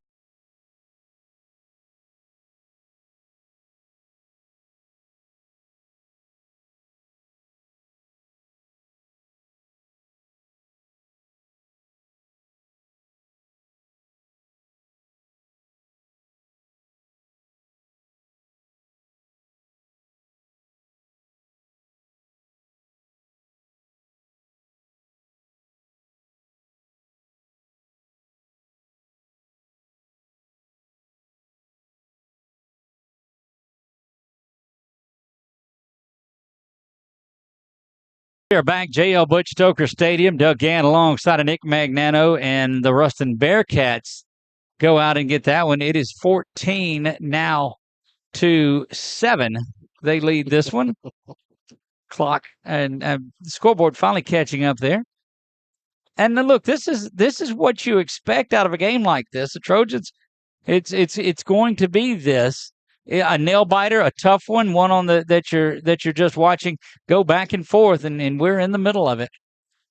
Yeah, I mean, there's not really much analyzing to. No, it's just a knockdown, drag out, and who's gonna go to work. To that last series for Ruston, off the left, off the right, Brantley, and that big run on 3rd down, and here we go kicking things off. We'll see if they're aiming for Burford once again. Looks like they've been singling out 81 and looking to put it towards him. This one goes back deep, and it's going to chase Darius back. It's going to bounce around. D-Dub's got to turn around. He gets it at the 5 to the 10. He's going to be swallowed up at the 11-yard line. He's breaking out of that one down to the 16. Give him 5 more after that, and that's a huge 5 yards that he picked up there. Yeah, I mean, what a play there for Ruston to, hit it deep there and it bounced, and they have 8 people around Darius before he even turns. So these two teams, Nick, are not playing checkers, my friend. No. This is a chess match from the word go. Don't forget, we've got the Foster Community Scoreboard update coming up at halftime, rolling towards the end of Socktober. And Brett Stalls will be in at halftime to tell you all about it. Sellers back in at quarterback. He's got it. Looks to the near side. That screen is complete to D-Dub. D-Dub looking for blockers. Gets them. Trying to break free. Gets out to the 36, 37-yard line. Goes Darius Washington. Yeah, 21-yard screenplay there from Carson Sellers to Darius Washington. And I think he hit his own man, or he might have went to the house, Doug. Ray is now into the game at the slot. He will replace Darius. Snap is back. JT's got it up the middle, and he's going to be caught there. And that Ruston Bearcat defense is starting to get solidified around the middle. Yeah, he's giving a long one there. And Doug, there wasn't really anybody like Ahmad Bro from last year that really stood out as far as flashing, but they're solid. They play great as a unit. That's it.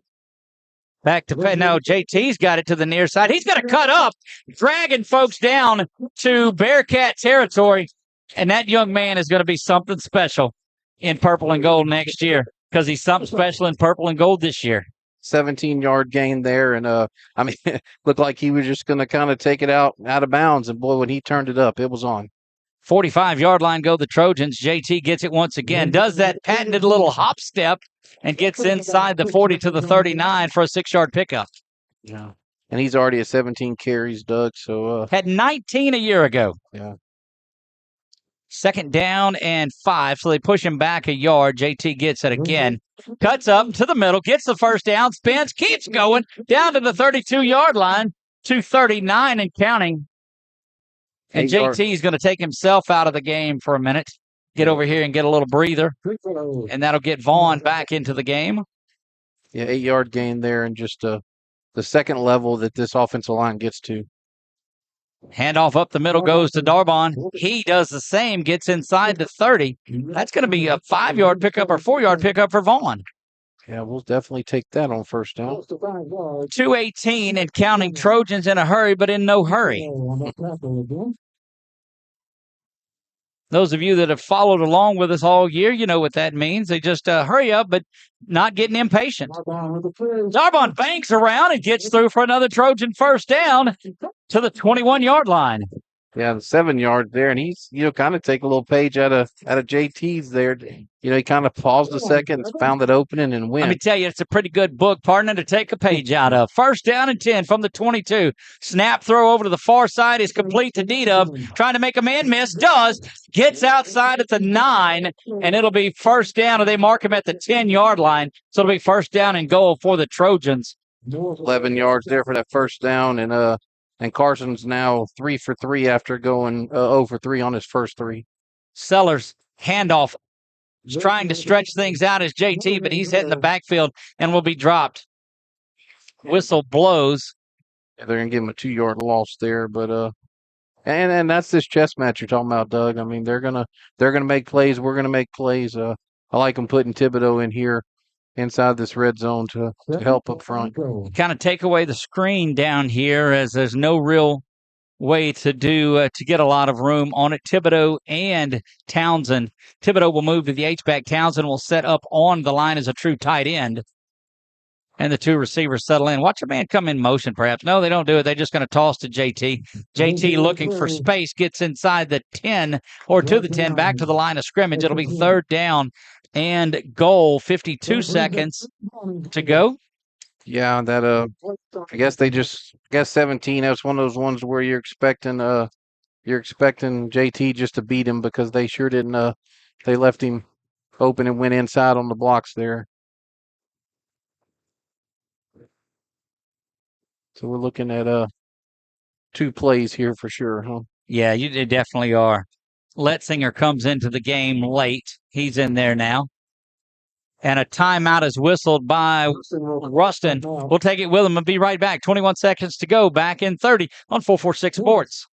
At Wallace Eye Associates, right now is the best time to have your cataracts removed. A new year means a new deductible. So if you're just not seeing as well as you used to, schedule your cataract evaluation today. It's fully covered by all medical insurances, including Medicare. You never need a referral at Wallace Eye Associates, and our method of next-generation cataract care is the most affordable in the state. There's only one team, one focus, your vision. Wallace Eye Associates. Yeah, Peterson. And we are back, JL Butch Stoker Stadium. Have my glasses with me this time. Third down and goal for the Trojans from the 10-yard line. Doug, according to my record, that was Ruston's second time out, and the Trojans haven't taken one this half, according to my record. According to our record up at the top, you're right. Ruston has 1 remaining. The Trojans have their full complement of timeouts. Don't forget, join us tomorrow. We've got a full day of ASL state championships. We've got the 8-man state championship and the volleyball state championships. Motion goes Townsend. Back is Sellers, setting it up out of the backfield. JT's got a chance. Touchdown, JT Lindsay. Touchdown, Trojans. Just as big a play as you'll find. A little wheel out of the backfield. And my goodness, we're an extra point away from tying this thing up at halftime. Sellers right on the money to Lindsay out of the backfield. Townsend over there blocking, and that was just sheer will. Yeah, great play call.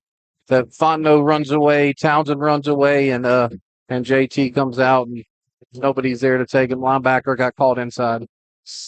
Getting ready, Sellers set to hold.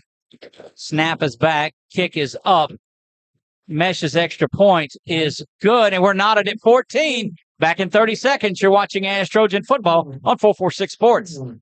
Wherever you are, you're there for a reason. You shouldn't have to make a trip to the branch to deposit a check. Skip the trip and use our mobile app to easily and securely deposit.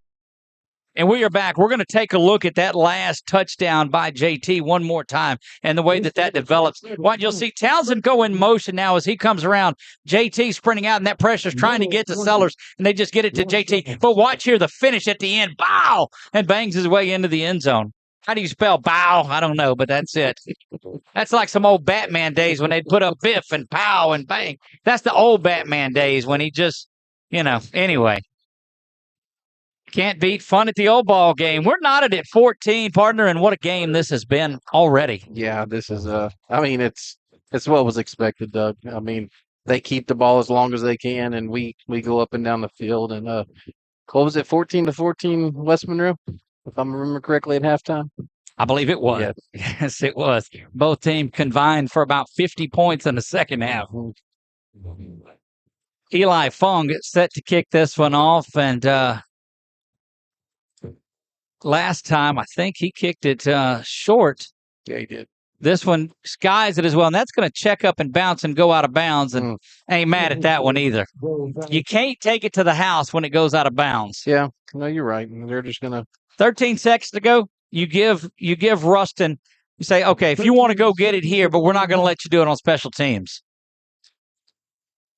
Forget coming up at halftime, we'll see that Trojan band. We'll see the Troy Dolls and a palm line, and it looks like they've got some cheer camp helpers out there with them too. A lot of youngsters out on the field, so we'll bring you the sights and sounds of all of that at halftime. Backing us up and re-kicking it, Doug. Yeah, so that'll change that little theory, won't it? Point and counterpoint. They ain't playing checkers in this one. So when have you ever seen somebody other than the white hat signal a foul? On that one right there. That one right there. Guess since the white hat's down here at Ruston. It's like, I'm not going all the way down there. I don't want to. Yep. You got to put that ball somewhere if you can, similar to the landing zone in the new NFL's kickoff rules. Just put it out there between the 30 and the 20. Squib this one down the middle. Do something with it. Do not give Ruston an opportunity to get a big run back. Last minute substitutions being made. The Trojans still have 3 timeouts. They can take one if they need to. And it looks like they're going to timeout Trojans. We'll keep it right here and tell you about what we have coming up at halftime. Again, we will watch the Trojan band and support personnel. The cheerleaders look like they're there. The Troy Dolls, the Palm Line, all of that groups that will be out there. And then we'll have towards the tail end of it, the Foster Community scoreboard update. And there's a lot of scores of interest around the way. Of course, West Monroe and Pineville are doing battle. We've got Neville and Ouachita in one. Peabody and Tioga here locally. St. Mary's and Caldwell are playing. Buckeye, I don't remember who Buckeye's playing on there. Both St. Mary's is playing as a Saul, so Buckeye's playing Caldwell. Tioga up 14-0 over the Warhorses in the second quarter of that one. And here we're tied at 14 as we near halftime.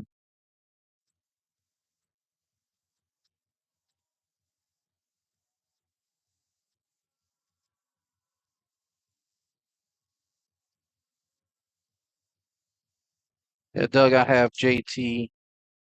He has 20 carries for 92 yards. That goes back to the 3-yard line. And, boy, you got to be careful here. Cortez looking in. Everyone just got to get him on the ground is what you got to do. And they do it, and that burns off. Well, the clock had went back up to, 17 on that. It was 13 when he scored, so we're not sure about that. So that play took -3 seconds on the clock. Now they run it down to 6, and good grief. Big shout-out to our friends at Walk-Ons that have the game up there in the bar area. So a big hello to everybody out at Walk-Ons on MacArthur Drive in Alexandria. We will be there. What a crowd we had this past Thursday night. We'll be there this upcoming Thursday night as well. But a big hello to all of our friends out at Walk-Ons tonight. Probably going to see, well, no, won't see them tomorrow, but it won't be long before we're back out there. Tied at 14, and it looks like Ruston will take a knee. You got the Trojan defenders way back in a prevent style defense, not trusting anything. Brantley takes a knee, and that'll wrap it up. We're going to take some quick commercial breaks. When we come back, we'll switch things over to the band and the support group here, the Troy Dolls, the cheer staff, the Palm Line, and everybody that makes halftime special. We'll be right back on 446 Sports. Hi, I'm Kimberly Harrell, Certified Residential Appraiser. I am currently a leading provider of appraisal services for mortgage lending, employee relocation, estate planning, and community property settlements. My experience in real estate over the past 13 years and currently serving as president of the Greater Central Louisiana Realtors Association has given me a clear understanding of the real estate world and the ever-changing market we live in today. For any of your valuation needs, give me, Kimberly Harrell, a call. Our mobile banking app is changing the way we bank.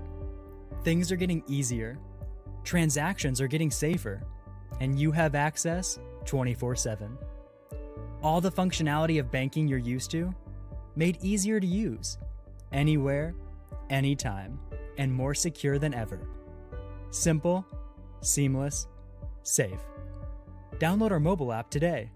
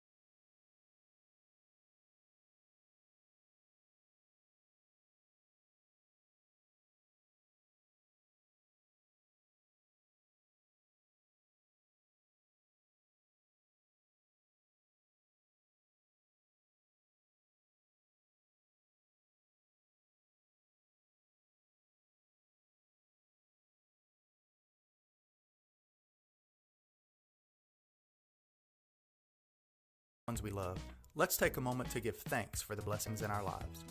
When it comes to protecting what matters most, trust those who care about your family as much as you do. I'm Jason Hawk, your local Farm Bureau insurance agent. I'm here to help you protect what you hold dear. Whether auto, home, or life, have peace of mind knowing that your family is covered today, tomorrow, and for years to come. So talk to Hawk at 318-791-HAWK or online at talktohawk.com and let us help you protect what matters most. To better serve our Senlaw family, Wallace Eye Associates proudly welcomes Louisiana native Dr. Nicholas Bro to the Wallace team. I definitely feel very lucky and fortunate to be here with Wallace Eye and just to be practicing in Louisiana, born and raised and trained here my whole life. So I do feel very fortunate to be able to give back to this state that is. From my love for in the castle, from our sweet bedroom and the vampires who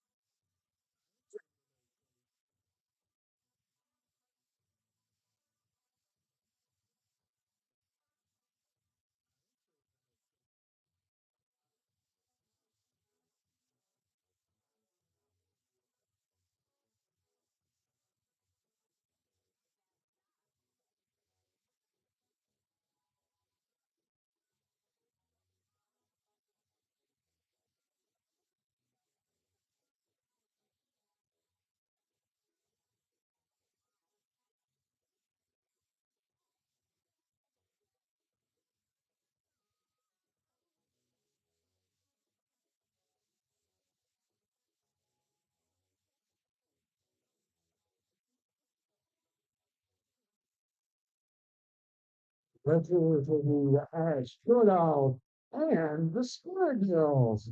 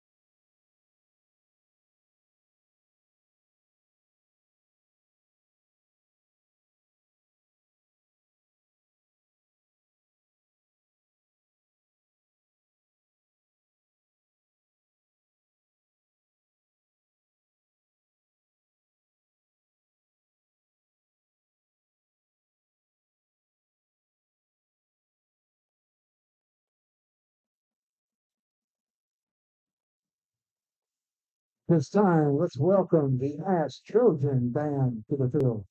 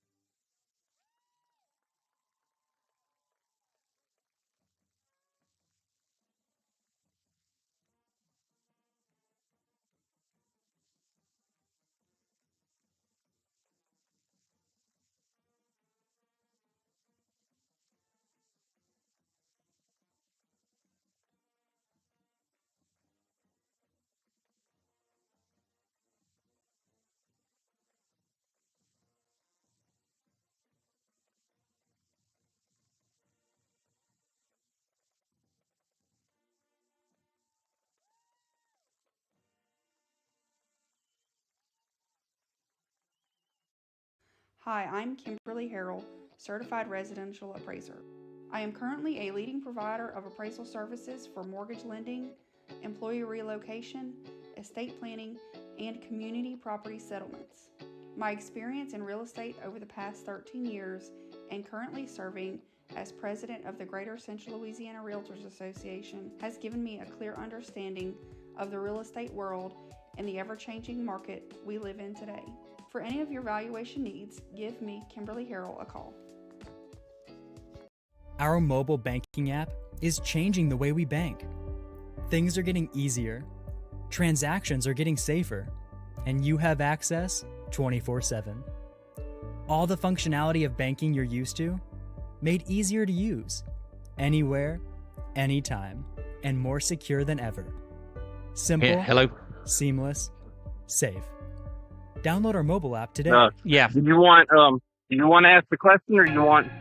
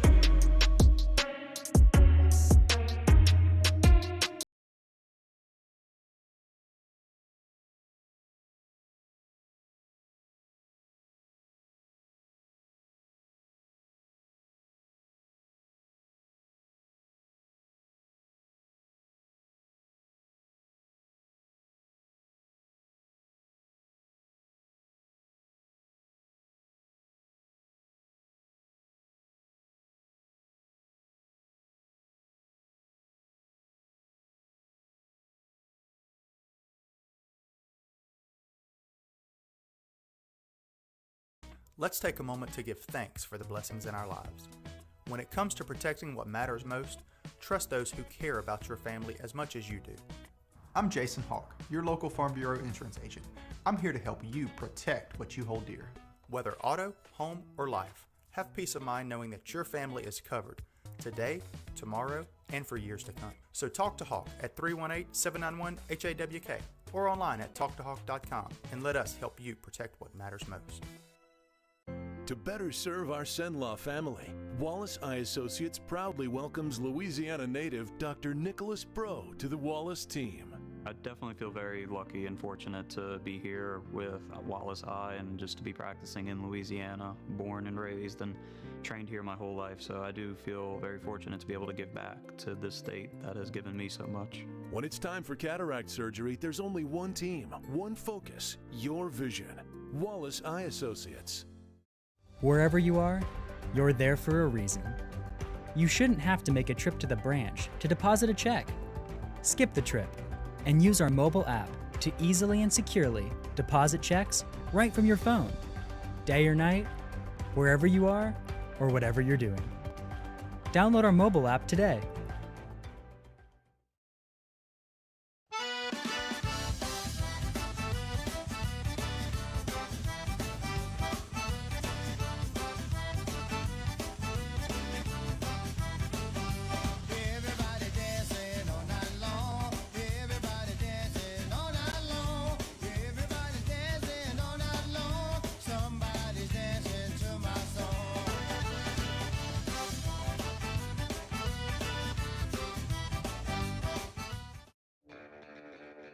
Are home problems turning your life upside down? Trust Southern Air Cooling, Heating, and Plumbing to save the day. From keeping you comfortable to plumbing repairs and even generators, we do it all. Southern Air Cooling, Heating, and Plumbing, your one-stop solution for AC, plumbing, and generators. If you need us to save the day for you, call Southern Air Cooling, Heating, and Plumbing or visit us online at southernairnow.com. Want to shine online? Restore Media Group has got your back. Are you ready to take control of your online presence? At Restore Media Group, we specialize in reputation awareness, social media management, and boosting your Google rankings. Our mission? To help businesses in Mississippi and Louisiana shine online. Imagine your brand visibility skyrocketing, your social media posts engaging more customers, and your business staying ahead of the competition. Sounds great, right? Well, it gets even better. With services starting at just $299 a month, we offer affordable solutions for businesses of all sizes. Whether you're a small startup or an established company, we've got the tools and expertise to elevate your digital presence. So why stress over the digital world when you can let us handle it? Focus on what you do best and let Restore Media Group do the rest. Remember, we specialize in our things, so you can specialize in yours. Contact us today at info@restoremedia.com to get started. Transform your business online with Restore Media Group, because your success is our success.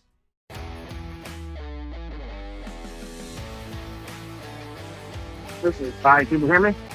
Yeah, we got you back on the field. Well, we're getting there. No, go back to the shotgun. Go back to the. We're back here to JL Butch Stoker Stadium, and our man Nick Magnano is down on the field with Coach Bachman. So, Coach, 14-14, another battle in the district. And we got to talk about halftime coming out. Got to execute. Got to quit shooting ourselves in the foot on offense. You know, instead of scoring all 4 possessions, penalties, extra plays, cheering. You know, it's 14-14 with a half to play. Put a ball down and compete. Composure and the character of the team got to continue to show through it. And for the moment, these kids will go find a way. Very good, Nick. That's all you needed on that one. Look, we want to get 2 questions with him, but I'm going to tell you, he answered about 3 of them right there. Yeah, definitely. That was definitely Coach Bachman's style there. You know, spot the ball and let's go. We got 24 minutes of football. The rest of your life, remember it, like our coach used to say. There you go. Nick's going to find his way back up here. We've got 4 minutes to go until we kick the second half off. We'll be back. Right. Actually, let's stay here, and we're going to throw it back to the studio to Brett Stallsby, who's got your foster community update for us. Brett, you back there in the studio. Take it away, my friend. Hey, guys. This is Brett with the foster community halftime score report. We're going to cover some 5A scores right now. We got Sam Houston is up 21-0 over New Iberia. The Karen Crow is tied with Sulphur at 6-6 in the third quarter. Let's see. St. Paul's is up big over North Shore at 35-0 at halftime. Destrehan is up 41-0 over Lafourche. Hopefully I pronounced that right. Let's see. Zachary is up 21-7 over Woodlawn. And we got Acadiana is up 29-10 over Southside Sharks. And we have West Monroe is up 27-13 over our Pineville Rebels, one of our 446 affiliates. And let's see if we can get you some local scores right quick. And here locally we have Mansfield is up 14-6 over Winfield at halftime, third quarter. St. Mary's is up 16-0 over LaSalle. Benton is up 22-0 over Rose Pine. Franklin Parish is up 33-0 over the Grant Cougars. Kinder is up 46-0 at halftime over Menard. Tioga's up 14-0 over Peabody. And let's see a couple more. Leesville is up 59-16 over Washington Marion right now. Big. And let's see a couple more. Lakeview is up 12-7 over Northwood Lena. And here we are tied. Your Trojans are tied up 14-14 over the Ruston Bearcats. And I would just want to remind you about the fostering community.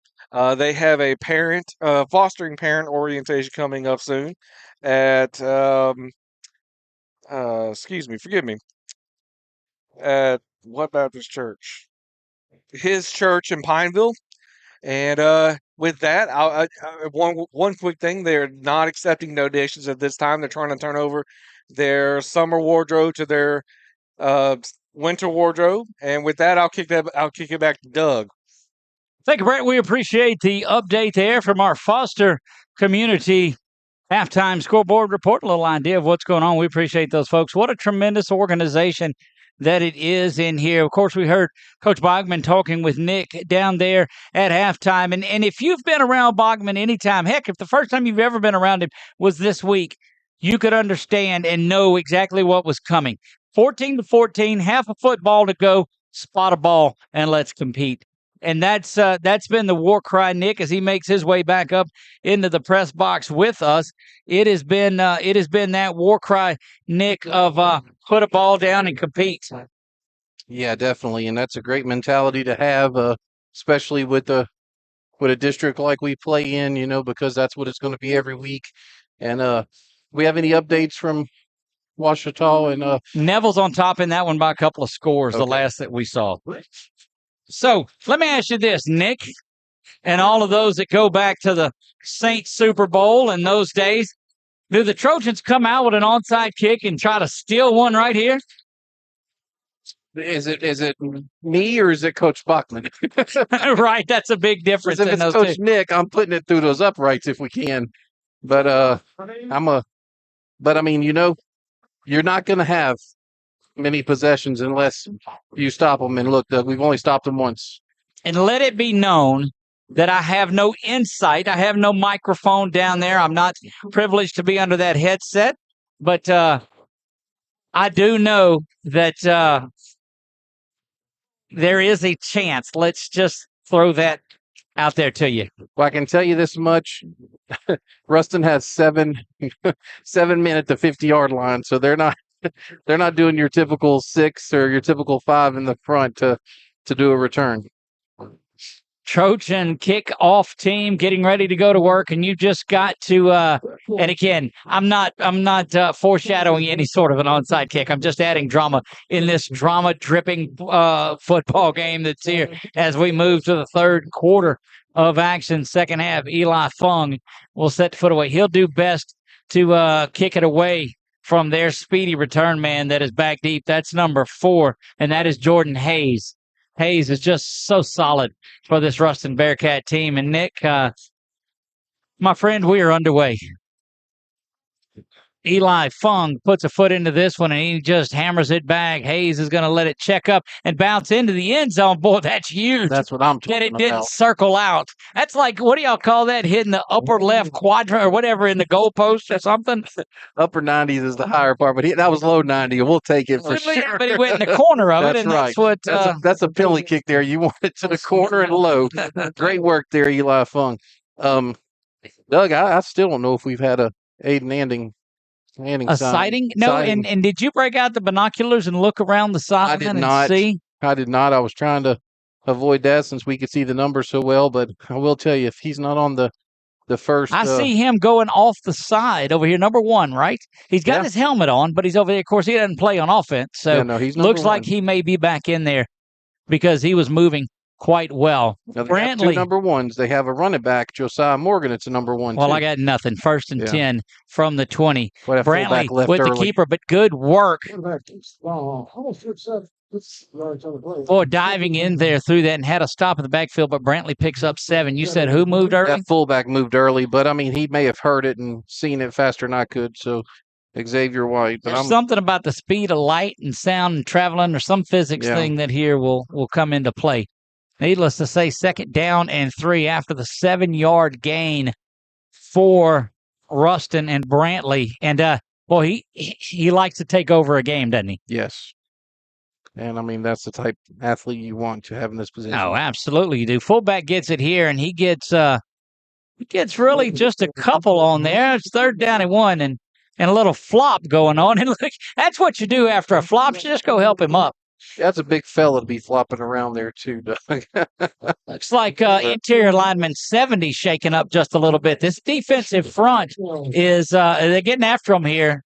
Trojan faithful making noise, banging the cowbells, blowing those little horns that they've got, and all the other sort of noise that can be made is here at 3rd and 1. We need somebody to make a play, Doug. Anybody here make a play. Trojan faithful on their feet, handoff up the middle. No, Brantley's going to keep it. Just doesn't look like. Look, I'm telling you, that offensive line is slogging up. Are you seeing that, Nick? Yeah. There's some physicality is getting put out by those Trojans, but it's 2 first downs. Yeah, Griffin and Townsend there, but unfortunately it was 5 yards down the field. But yeah, Doug, I mean, this is back-to-back I mean, as Coach Ernie used to call them, slobber knockers for Ruston. I mean, that was a knockdown drag out last week for them. Indeed it was, and knee deep in another one. Brantley gets back under shotgun, get out of shotgun, but that just means it lets him see the field a little bit better. Snap is back. Handoff goes to his I formation back, and he stood up by the Trojans after a yard pickup. Yeah, Xavier and Griffin there for that one, and you could put Gaines, I mean, just a hole. But Xavier and Griffin were the first two I saw, Doug. Good work plugging the hole from 1 yard. And keeping them at second and third and long is much better, because when they get you at 3rd and 1 or 2, well, I mean, just anything they want to do, they can do. Yeah, definitely. Their playbook doesn't seem very large, but when it's 3rd and 1, but it's so efficient. Oh, my gosh. It opens up when it's 3rd and 1 for sure. 2nd down and 9 from the 37. Go the Bearcats. Trojans with a big, heavy defensive front. Toss comes back to the near side, trying to get out there, but it gets nowhere fast. And that Trojan defense just continues to swarm at the point of contact. He'll pick up 3, but it's 3rd down and 5. Yeah, a little second effort there. We hit him at the line of scrimmage, but he did well to turn and get 5 or 4 off of that one. So big 3rd and 5 here, Doug. Well, if you can dial up a little pressure and get them past and maybe to a 4th and 7 or 4th and 8, because if you get them to a 4th and 1 or 2 out near, they're going for it. You're going to have to push this back just a little bit. Brantley in the shotgun with 3 receivers to the near side. Watch for Hudson, the 6'7" sophomore. Back to pass. They're looking down the field. Good play by Frazier going in there and knocking that away. That is Frazier that played that one like he knew what was coming in 4th down and 5, and a decision for head coach Jared Ball and the Ruston Bearcats. Oh, I have to. And they'll come off and kick it away. Well, you could not have drawn up a better first down or first drive possession for that Trojan defense. D-Dub gets back to the 30. Got to watch for the fake. You've got to be careful for that. Well, you play as punt safe as you can. Yes. Yeah, because all you want is the ball back. You're not worried about a big return. It'd be great, but you just want this ball. There it is, the fake. And that's the linebacker. And he's going to be short. 4th down, turnover on downs. Trojans will have it. You're always watching for it. Yeah, I think Jay Frazier and Cortez Simon were the two on that one. Cortez is coming off pretty fired up there. Now you get it 1st and 10 from plus territory to start things out, and there couldn't be better momentum for the Trojans, who scored right before the second half. So, I mean, they've got their own opportunity at a 1-1. Yeah, Doug, and Anning is up top there. You see with the gold, he's right at the 40.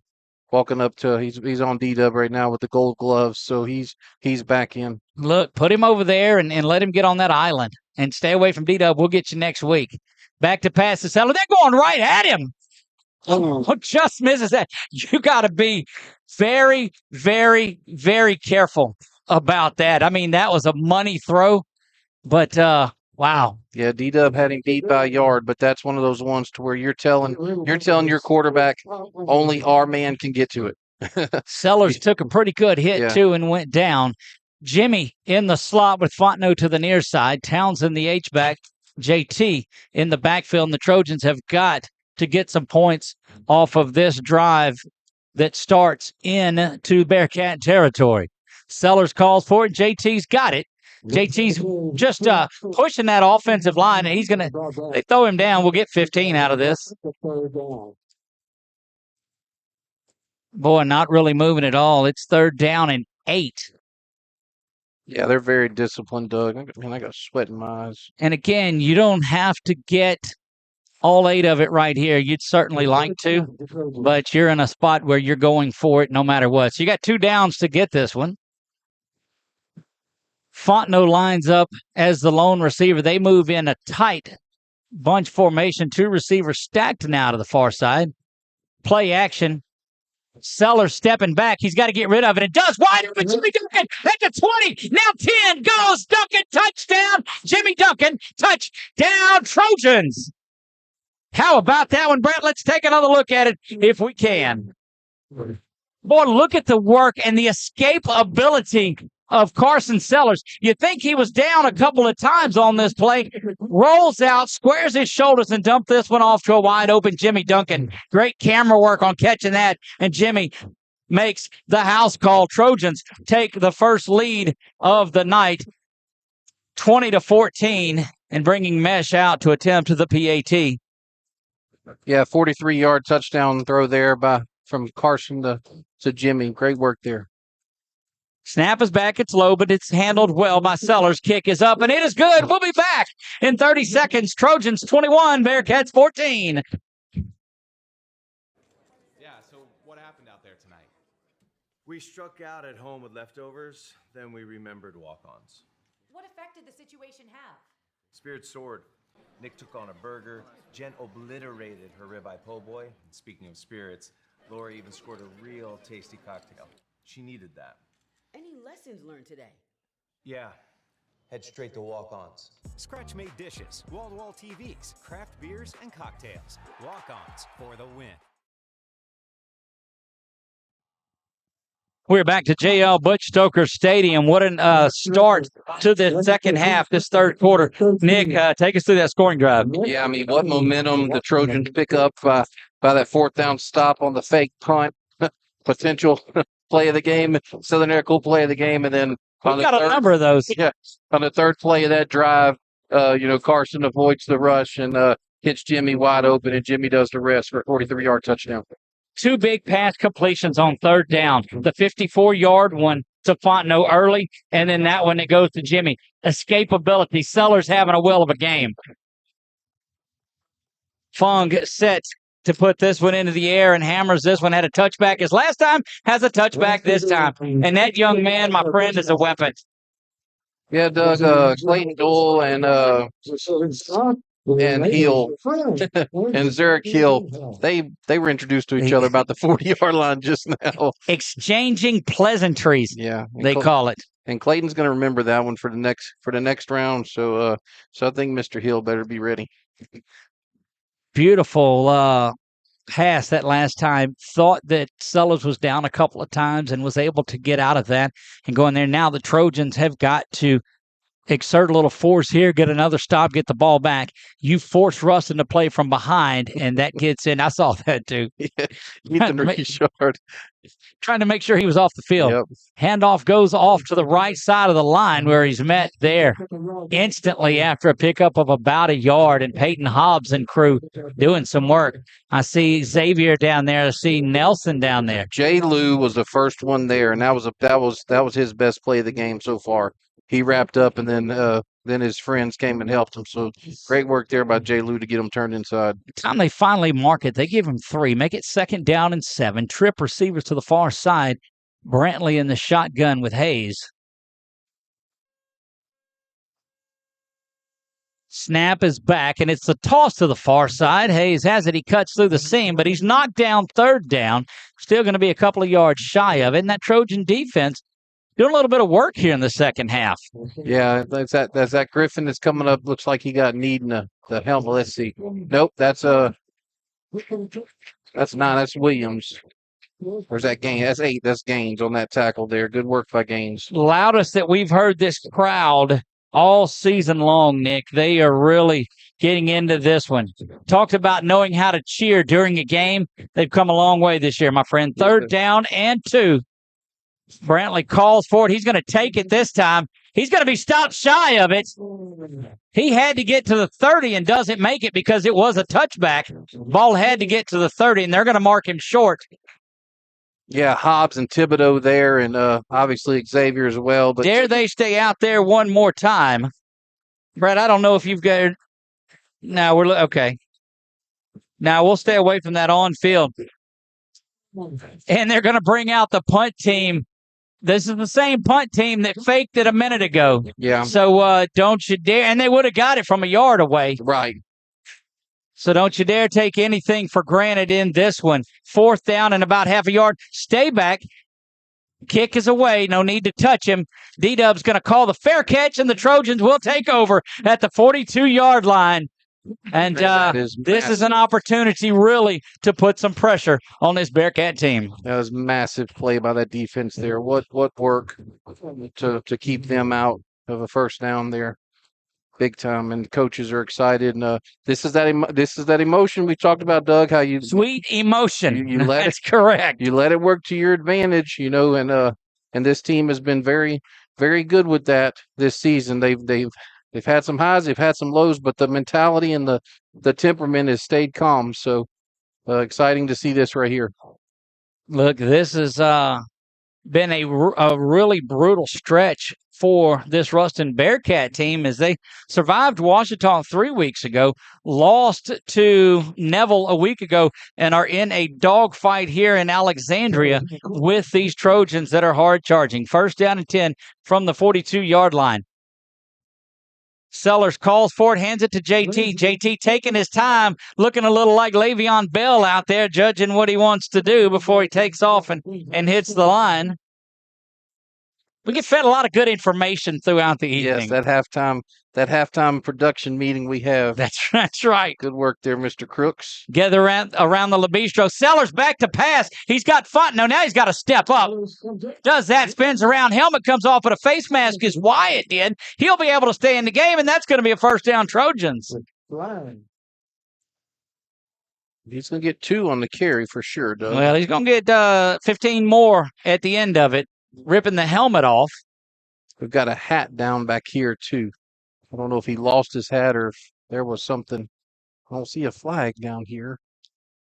But no, the only flag was at the middle of the field right about the time that the helmet came off. But the white hat made sure that the referee made sure that he came all the way from his position to talk to him. And because it was a penalty, Sellers will be able to stay in the game. Normally when a player does, and there's a personal foul, face mask against the defense, and there you see it. That'll put the Trojans down in plus territory once again. Townsend going to pick up the flag. That'll keep Sellers in the ball game. Mark the ball at the 38-yard line. Nose of the football rests at the 38 for the Trojans on the Ruston end of the field, looking to make this a 2-score game. Trojans scoring 49 a game thus far through 7 weeks. They've got 21 on the board tonight. Nick told us a couple of weeks ago if the game was played in the 20s, he thought that it'd be West Monroe. In the 30s, it was a toss-up, and in the 40s, the Trojans get to 40, things work out for them. Long way to go, but they've got an opportunity for a 2-score lead. First down and 10, 38. Sellers and company look over to the near side to see what's going on. Ida of the lone receiver to the top. Duncan slot and Fontenot at the numbers closest to where we are. Townsend is the H-back. JT goes in motion. Snap is back, and Sellers will roll this way, throwing the ball over to Jimmy. Again, and Jimmy adjusts and makes a beautiful catch. Had to turn around and come back and get it, Nick. Yeah, so he's going to mark it at the 17-yard line is where that goes. So from the 38 to the 17 is 21. Yep. Hurriedly to the line go the Trojans on first down. JT's got it. JT's up the middle, spinning around inside the 10. Down to the 9 goes JT Lindsay. Yeah, him and Morris kind of run into each other on that one, Doug. But Trojans going at that NASCAR pace. It's going to be a personal foul that comes off. Something's going off on this near side over here between Fontenot and is that 13? We'll see who gets whistled for that one. 13 quickly coming off the field. I wonder if that means he's guilty. It looked like he was admitting that one. Fontenot will come off too. But, I mean, there was looked like Andre Rison and Deion Sanders over there battling each other. It's going way back for you, isn't it? Yes, it is. That's in our favor. So he got 1 yard on the carry, Doug. So we were short. And it'll be half the distance to the goal line, which will be a first down. Right. Trojans will have it first down and goal from the 5-yard line. Put the sticks down and let's go to work. Well, Jacoby and Guillory jersey in the stands tonight from LSU. Great to see Jacobin answering, he ain't going out like that this past week. Doug, going back to that Carson to Jimmy, Carson's off balance because he's scrambling, so he can't make the best throw, and his receiver makes a great catch. What a concept. What a group. 1st and goal. Handoff is there. Trying to get to the outside. JT Hopper this time. Touchdown. JT Lindsay. Touchdown. Trojans, let's take one more look at that one if we can before I fall out of here. Watch him come around, and this time he says, I'm not going to take you on. I'm going over the top. Ladies and gentlemen, JT Lindsay. Goodness gracious, Trojans now on top of this one, 27-14. They have dominated here. They have competed, as Coach Bachman wanted them to do, mesh on to try to add another one. That kick is up, and it is no good. Missed that one. We'll be back in 30 seconds. You're watching ASH Trojan Football on 446 Sports. At Wallace Eye Associates, right now is the best time to have your cataracts removed. A new year means a new deductible. So if you're just not seeing as well as you used to, schedule your cataract evaluation today. It's fully covered by all medical insurances, including Medicare. You never need a referral at Wallace Eye Associates, and our method of next-generation cataract care is the most affordable in the state. There's only one team, one focus, your vision. Wallace Eye Associates. We are back live to JL Butch Stoker Stadium. That extra point was missed. It's 27-14. Nick, tell us about it. JT Lindsay now 25 carries, 111 yards. 2 touchdowns on the ground, 1 reception for 10 yards and touchdowns. I was 3 down. total touchdowns. I was down on the field earlier looking around. Did you perhaps find it? Where are we going? That 5th star that he's been missing. I like that. That's good. And I really like this. Back into the end zone goes Eli Fung.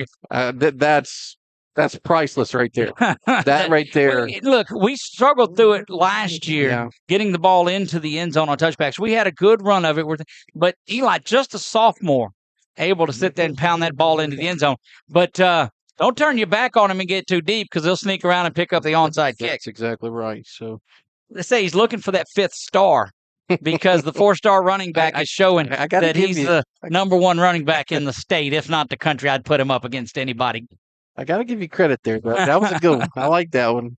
3:31 to go here in the 3rd quarter. Trojan defense has been stout. They've got to keep it up. Yeah, we got to get somebody off the field. Got to jump. He was on. Yep, and that's going to get them back into a 1st down and 5 situation. But I'm telling you, that offensive line is struggling to get up. They are finding themselves in a battle. And Nick, changing personnel that late, that's just tough. Well, and what he's doing, and I understand what he's doing is dependent on the offensive package. He's either having five linemen. So you got 12 guys. Yeah, he's either having 5 linemen, or he's doing with 2 backers, or he's doing 4 with 3 backers, and Cortez and a defensive lineman switching out. And that one, we just got a little off. That's a 3rd penalty on our defense for 25 yards, so it's not so bad. And our offense has 2 for 15, so. Clock continues to run here, 27-14. That missed extra point looming. The Trojans have a 13-point lead here, a game that was tied 14 apiece at the half. Brantley calls for the ball. Handoff is going to go up the middle to Hayes. Got to get the angle to him, too, because Hayes is off and running. J-Lou, the only one that can catch him, doesn't do it. Yeah, he called him out of bounds back at the 30 or so yard line. Boy, it's a good job of keeping up with him. But Hayes from right up the middle, busted the outside, and there he went.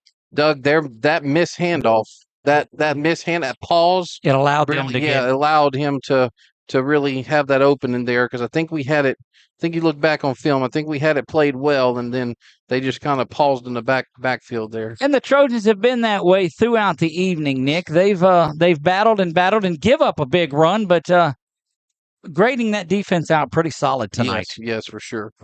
I don't have near as many hashes on my defensive stats as I have been. Play action for Brantley going down the seam. And that's complete and into the end zone for the touchdown. And we told you, Nick, you talked about that earlier, that they would go down the seam at some point to the tight end, and there you go. Yeah, that's just, I mean, I'm not going to say that's his favorite pass, in my opinion, just looking at film. He does that, and he does that well. Just that one was a little different. That one goes to 16, who is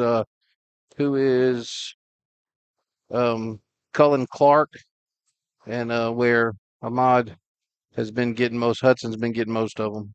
Again, that extra point looming large in this one that was missed earlier. I think it may have been partially tipped, too, needless to say.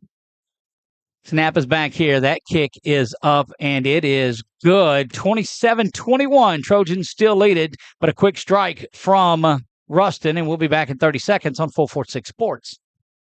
Wherever you are, you're there for a reason. You shouldn't have to make a trip to the branch to deposit a check.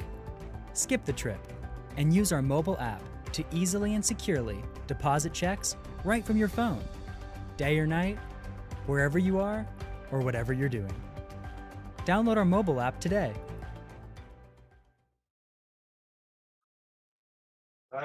Back to JL Butch Stoker Stadium, and Josh Mercer and that defensive unit. You see Coach Bachman over here with them as well. Coach Malik is there, and just a number of them. And Coach Bachman really getting animated and encouraging to his defense. Demanding and not demeaning. That's correct. Look, I'm telling you, you look at Ruston and Ash, I don't care records, I don't care anything. It's going to be a war like this, and it is. It's been sky kicking at this time. This one goes back. D-Dub is going to camp under this one comfortably at the 10. Now he's out to the 15 and 20. Up the middle goes D-Dub. 25, good field position. They'll start at the 26 or so. Like that one with no handkerchiefs on the ground, so that's a good starting position. Trojans have got to answer here, get it back to 2 scores. And look, that's a good place to play, is around that 2 score. What are you looking at, Nick? Gassett. Max Gassett looks like he is lining up, getting ready to come in at quarterback. And he does. He gets out there with Darius and JT in the group. Gassett in the quarterback for the Trojans. They send Darius all the way out to the far side. The defense from Ruston crunches in tight. JT with a little stutter step is going to be driven out of bounds. You know, it's good to watch a football team that tackles well, you know, and brings the people outside and don't slam them down. You know, that's correct. A good football team. Because there's been opportunities to throw down on both sides, and it's not materialized. There's Gassett's going to keep it. He bounces off of the lineman, cutting up, and going to be dropped after a couple of yard gain. I'm going to give him 1, Doug, I think. Yeah, I'm going to give him 1 on that one. So, big third down here. And now where Gassett, on his first couple of series that he was in, you got to be careful about taking a sack, but you cannot throw it away to these ball-hawking defenders. Coming in motion is Duncan, and he will settle in to the left side. Handoff's going to go to Duncan, and he's going to go the other way. He's going to throw it. Oh, gosh, crap. That's up in the air. Knock it away. Knock it down. That ball is going to be intercepted, and nobody knew where it was. And Aiden Anding, number 1. Yeah, and that's and D-Dub was wide open, but Jimmy just didn't have enough time. Yep. You know, he was wide open. It wasn't a bad play call at all, but just the execution, and Ruston 1 score away now and an extra point from getting back into the lead. They'll start with easily their best starting field position of the night. That is the 30-yard line of the Trojans.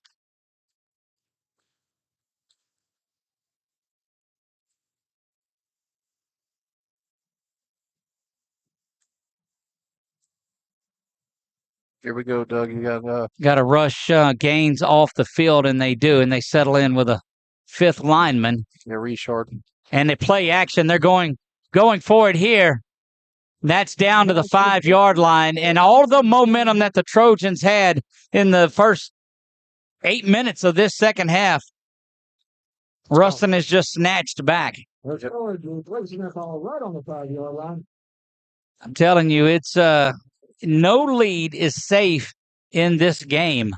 Jaden Lewis with the coverage and just man-to-man there and got inside leverage, and they completed it. And you saw him bring that extra defensive lineman in, and then they go out and throw the ball. Motion for the Bearcats. Brantley calls for it. Handoff's there, but good work by X right up the middle, and the X factor is real in Alexandria.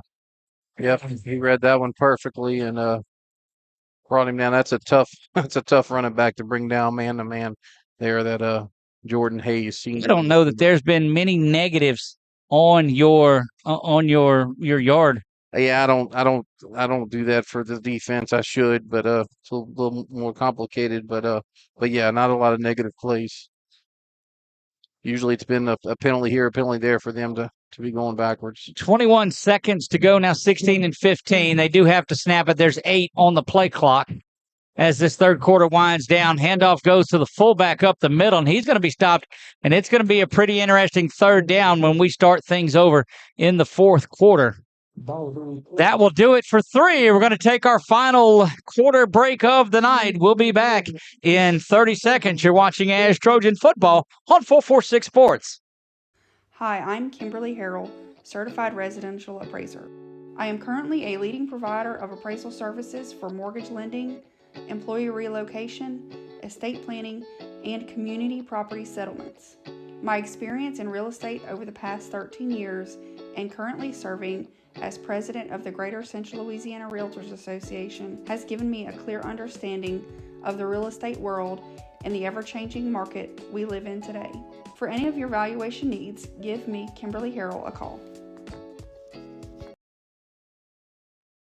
This is the point in the fight where the fighters would come and touch gloves. We are in the final round of this one. 27-21 Trojans lead here. 12 minutes to go, dare I say, in regulation. This is going to be a thrilling final to this one. Third down and goal following that stop from Xavier. Looks like the ball's on the 5-yard line, Nick. Yeah. Maybe you just inside the 4.5, Doug.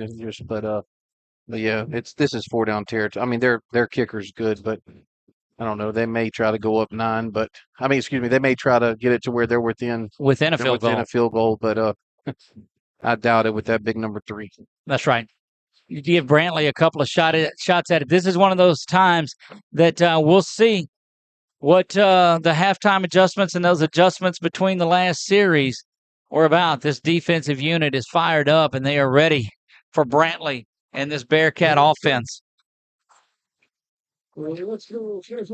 Peyton Hobbs right over the football, and they're bringing in Sykes and they'll quickly rush off J-Lou from the side, and that changes the defense up just a little bit. Put a man in motion. Watch for the fullback. It is. That'll back him up some. They're trying to, Brantley and that offensive unit is trying to say that Ash simulated it. But, yeah, they'll move. They got to get the Trojans back on this. I don't like that they're talking to the umpire. No, they shouldn't be talking much about any of it except, yeah, they're calling a simulated snap is what they're going to do, that there was some sort of interference. That'll make it half the distance. And that's the defense causing the offense to jump. Half the distance doesn't really change a whole lot of things, but sure would have liked it going the other way.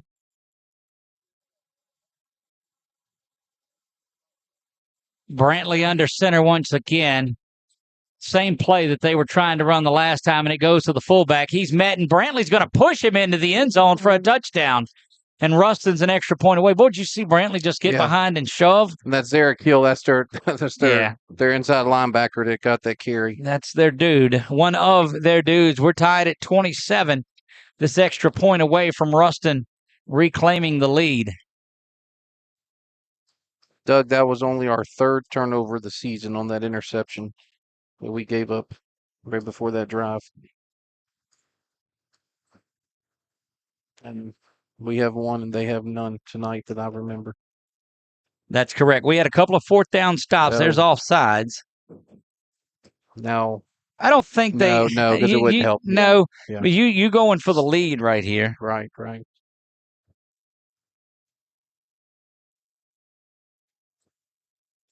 Or a game that has just been back and forth, which has been all season and all the last several years. We've expected this type of football, and we've received it, and we've got it tonight. Snap is back. It's high. That kick is up, and it is good. Ruston back in the lead, 28-27. We'll be back in 30 seconds on 446 Sports.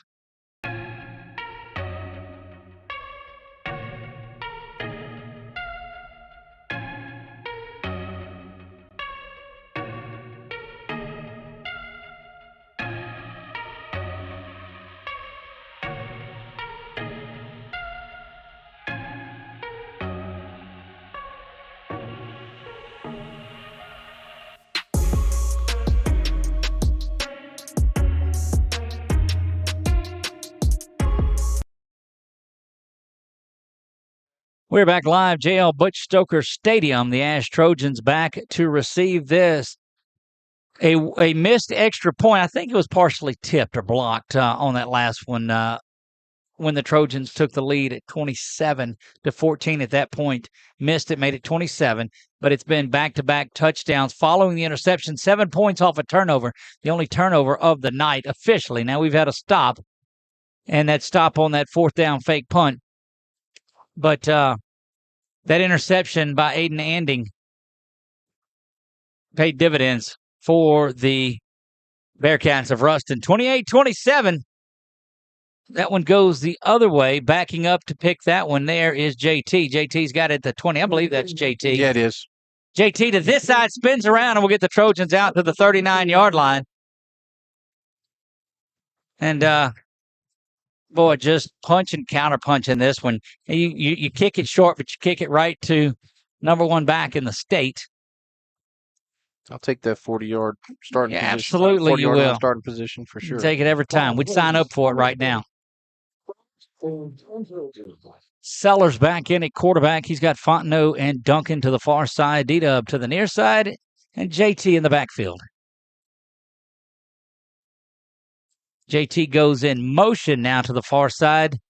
Not much movement with him. Setting up the screen. The wide receiver screen is there. D-Dub's got it. Slung around and still not down, but forward progress is going to stop him. No whistle. Should have been blown probably 10 yards ago. But an 8-yard pickup on that little jailbreak screen. Yeah, Doug, he's going to look back at that, and he had 4 people in front of him. He went against the grain there to the one defender that was in the middle of the field. They moved to the fourth quarter. West Monroe on top of Pineville, 34-13. There's JT putting his head down and getting the first down into Ruston Bearcat territory. Yeah, going to give him. Do we have a yardage update on JT tonight? Well, he was at 111, which is why I missed the extra point, and he's had 2 carries since, so of 8 yards, so he's at 119. First down and 10 for the Trojans. Handoff goes back to JT. JT just slowly, methodically making his way up to the.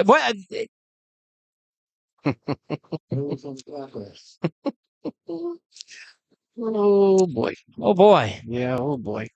7. Give him 7 or 8 on that one. 8-yard. Yeah, 8-yard pickup. Second down and a long 2. Looks like Vaughn in the backfield now with Sellers, giving JT just a minute. See Hobbs on the sideline stretching that arm out a little bit. Handoff goes to Darbon. Darbon switches sides and goes up the middle for the first down to the 30-yard line.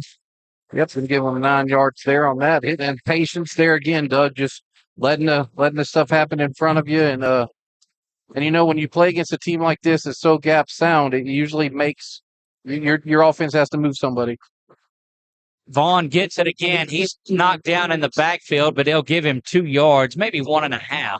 Zarek Hill. I mean, that young man's He's everywhere. That's right. He scored the touchdown last time. JT back in the game now. Vaughn, such a great compliment to him. Picked up 11 yards in his absence. D-Dub goes to the far side. That will make trip receivers over there with Duncan and Fontenot. Back to pass now. It's that quick one out to D-Dub. He's trying to get around the corner. Now cuts back inside. Hit 5. Touchdown, Darius Washington. Touchdown, Trojans. How's that for coming right back? Let's watch it again. Boy, you'll see him. They bring JT in motion. And all eyes are on JT. Well, no, that wasn't the one they brought him in motion. So they just zip it back out to D-Dub. D-Dub makes the spin right here. And then off to the end zone. Saying, wait a minute, don't count the cool play just yet, guys. Sellers and company will stay out there trying to get the extra point back. JT with two H-backs. They're going to play action now. Sellers got to come to this side. He's spinning around. Still out of trouble. Throws this one into the end zone. And incomplete. Tanner got tackled. I don't know if my microphone's working, but Tanner got tackled going out right in front of the side judge and nothing. And Coach Bachman letting the side judge and every judge know about it here. 33-28. Let's keep it right here, and we'll recap some things. Nick, take us back through that quick strike drive. Yeah, that was not, and I can't hear myself, so I don't know if I'm. You can't? Yeah, I cannot. No, you're on. Turn him up on his headset then. So over there. Sorry, maybe it's just me. It is. Not that I like to hear myself talk, but no, just a great. They had good running there by JT. JT ended up with 16 yards on that. Vaughn had another 11, and then the big 29-yard screen with a great block by Jimmy Duncan to free Darius. Well, and he also beat a man and did a spin move. So great work there. And Doug, like we've talked about with this group of young men, they don't let a lot of stuff get them down. No, not at all. And they have continued to work hard. Boy, Eli, if you got another one in you, buddy, let's stick this one down into the purple end zone down there. Puts a foot into this one. It is high, and it is going to be shy of the bounces around and falls into the end zone, but it's an automatic touchback, so the fans getting excited about it, but it doesn't matter where it's touched. It goes in the end zone, and it's in the end zone. That's a big break for us, I believe. Yes, it is, for sure. That young man, he can run. Couple of missed point after touchdown attempts. Trojans there get this a 5-point lead, 33-28. Coach Bachman out there just on the 30-yard line, just trying to get his defense. We need this one. We need this one, boys. And that's all of the. Well, we were out here Wednesday at practice. That's what he's telling them. He's going through to each one of the players, and he's telling them, look, if you're in this spot, if you want this spot, go out there and earn this spot. And first down and 10. Bearcats on the prowl, and we're right down there on the line of scrimmage with you. You see Brantley under center at quarterback. He's going to look to step outside. Got to get him down. Boy, that was better than what it could have been.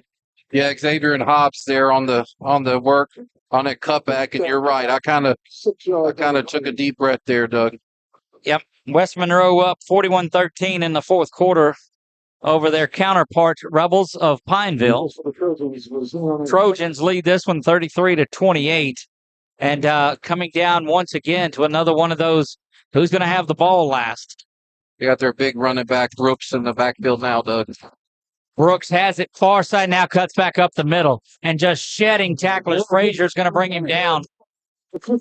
Out about the ball comes out, but it was after it was already down. Trojans' opportunistic defense a couple of weeks ago at West Monroe could sure use one here. Yeah, and I mean, senior quarterback, 2 senior running backs, junior fullback. Snap, and there's the handoff back to the far side again.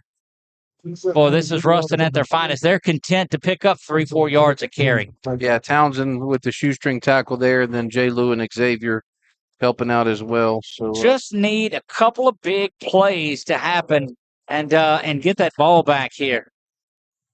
Second down and 7. Looks like a long 6, maybe a short 7. It's going to be offsides on the Trojans. Yep, offside. So that'll make it second down and a couple. That Trojans defense has been solid, but they've now at 4 penalties. Yeah, Xavier trying to calm him down, trying to talk to him, and we're going to need him. We're going to need second him. Second down and 1, that's right. That's correct. And that's just that good hard count from Brantley and that offensive unit. Toss comes back to the near side. Good blocking off the far side, but even a better tackle over here, but not after 10, 12 yards picked up. Yeah, let's see who that is coming off the ground with the tackle there. That's Gaines. Good work. I mean, Griffin. That's Griffin, yeah. Good work by Griffin there. That 5 and that 8 and that number 9 gets me every time. But yeah, good work there by Griffin. Ruston and company content just to work this out on the ground. That one goes to the fullback, and he's breaking free. And Griffin again with the tackle. And our safety's getting way too many tackles here in the fourth quarter, Nick. Yeah, he's up to 5 solo and 4 assists. So he has 9 tackles total. And you don't want your free safety to be leading. 3 of them on this drive. Yeah. 7:54 to go in this one. Trojans lead it by a score. Nearly offsides again on that first down. Toss comes back to the near side. A little bit of a hold on Xavier, but nothing called there and out 5 yards. This is just one of those battles. 7.5 to go. Ruston trying to take some time because they don't want to give the ball back to the quick strike Trojans. Yeah, that's what I was about to say, Doug. I'm wondering if they're not thinking, maybe we need to look ahead a little bit. You look ahead at Ruston and say, okay, do they go for 2 when if they get the touchdown, go for 2 to make it a 3-point cushion. Boy, 8 men on the line, coming free from the side, spinning around and into the end zone. That's a touchdown for Ruston. That's what happens when you get 9 guys up on the line of scrimmage, is that you break through that initial line and you're going to get to the end zone. Yeah, Jordan Hayes there. And Doug, we talked about not letting number 3 beat you, and we haven't. But their tailbacks and fullback have really stepped up on this game.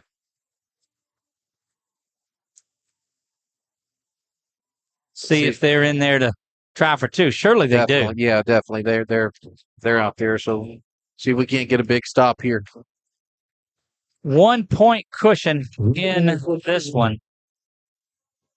Ruston looking to get the 2-point conversion. Back to passes, Brantley, and that's an easy pitch and catch. And that is 36-33. Ruston has the lead. We'll be back in 30 seconds. You're watching ASH Trojan Football on 446 Sports. Yeah, so what happened out there tonight? We struck out at home with leftovers, then we remembered walk-ons. What effect did the situation have? Spirit soared. Nick took on a burger. Jen obliterated her ribeye po' boy. And speaking of spirits, Laura even scored a real tasty cocktail. She needed that. Any lessons learned today? Yeah. Head straight to walk-ons. Scratch-made dishes, wall-to-wall TVs, craft beers, and cocktails. Walk-ons for the win. Trojans and Bearcats doing battle here, 36-33. Ruston on top. They just took the lead back. This one has been back and forth. Trojans got it up to 13-point lead at one time. Largest lead was 7 for Ruston. It's 3 now with 7:03 remaining.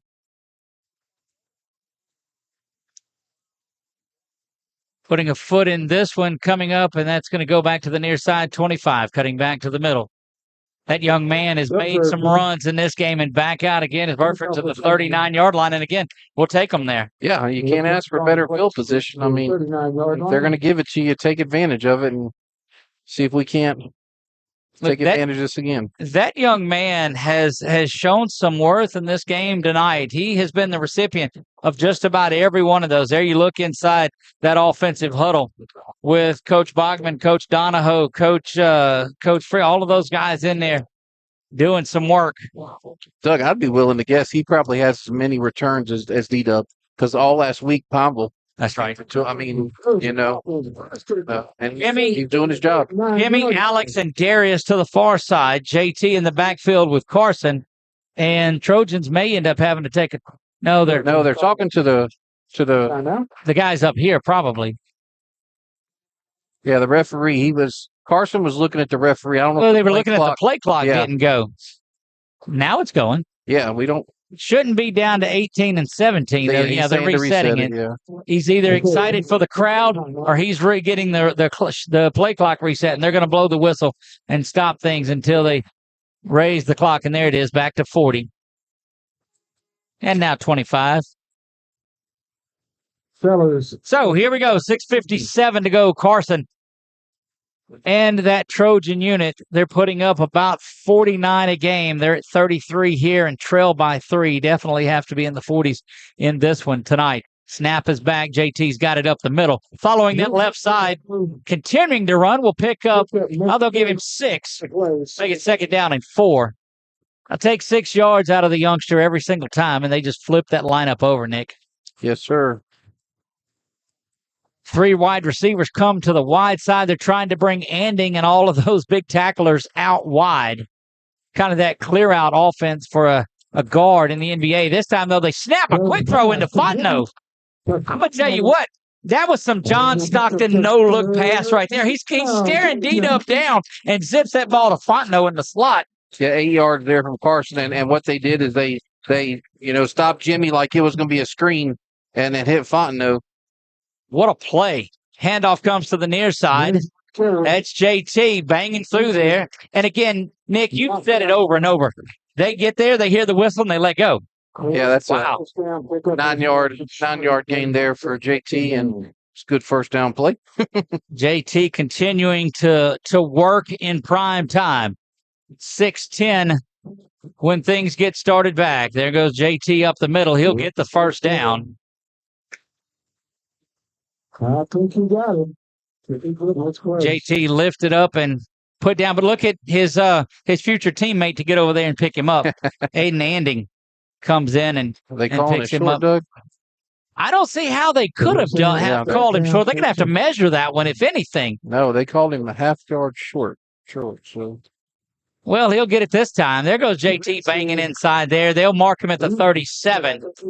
And this time, and you don't mind that, it being short. You go down there and get it. You reset things. And now you're looking to bleed a little bit of clock off of there, too. Go down there and get you a touchdown. Vaughn Darbon into the game for the Trojans. JT getting a little bit of a breather. Townsend the H-back to the right side. D-Dub, the lone receiver. You got Duncan and Fontenot up at the top. Boy, every receiver has had a good game in this one. Down to 11 and 10 on the play clock. 5:10 to go. You sit on our Wallace Eye Associate scoreboard. Back to pass to Sellers. He's going for it. Boy, he threw that before Jimmy was looking, and that's a timing play they've done a lot, but I think Carson had to let go of it a little bit early. Well, to be honest with you, Doug, he saw Anding coming, but Vaughn picked him up great. Yeah. I want to look back on the film. I think it was Vaughn really picked him, but he was running 90 miles an hour off this corner blitz. And but look, I mean, I know that's difficult, like I said, because he was going. Another thing I just noticed, Anding is in his squat, position, right, and he's face to face with Darius. He's a big young. He's a big dude, yeah. 7 and 6 on the play clock. Trojans may have to get a timeout here. Down to 3. Man in motion. Snap is back. Sellers has it. And setting up that screen again. He was holding. And it's and Townsend asking about it again. That's going to be just a yard pickup. He's got D-Dub's jersey. He's holding D-Dub's jersey the whole time. Definitely 4 down from here. Trojans have a good field goal unit, but you got to go down there. 4:46 remaining in this one. Big third down. The Trojans have had their best work on third down.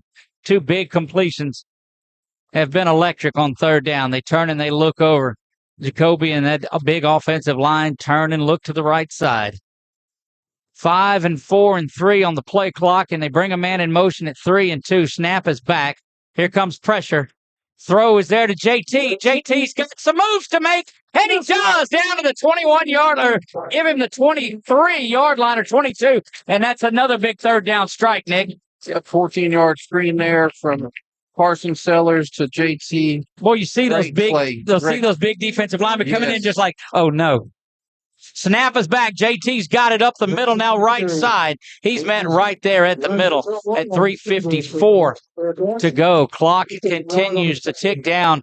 This is a very, very good drive for the Trojans if they can pay it off with a touchdown because they have used up about 3.5 minutes on this drive, Nick. Yeah, Zarek Hill there with the Met JT in the hole and good 1 yard run there, and just two great football players. For each other. May have a false. No, he was able to stand up there. Carson got it over the top. Oh, Tanner bringing it down.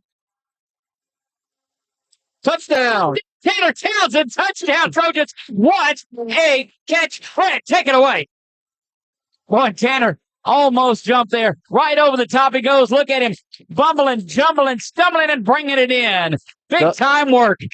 Doug, I think it went off the back of the Ruston defender whenever he went to the ground. And so, as is the norm here, they'll look up here to us in the replay booth, and we'll give them a thumbs up if it was a catch. So we're going to give them that and call it a catch here. A 21-yard touchdown pass there from Carson Sellers to Right on. The officials are Tanner Townsend. We don't know if we saw a flag or not. Dead ball, personal or unsportsmanlike conduct on the defense. We'll take that on the kickoff. Yeah, absolutely. We'll take it on there. 3-point lead. Trojans looking to get it past the field goal difference. But I'm telling you, man, this has come down to 3:22 when all of this settles out. Yeah, that's obviously on their defender there because he was screaming at the back judge, and probably with good reason. It was probably a bang call. Trojans out to try to make this a 4-point lead.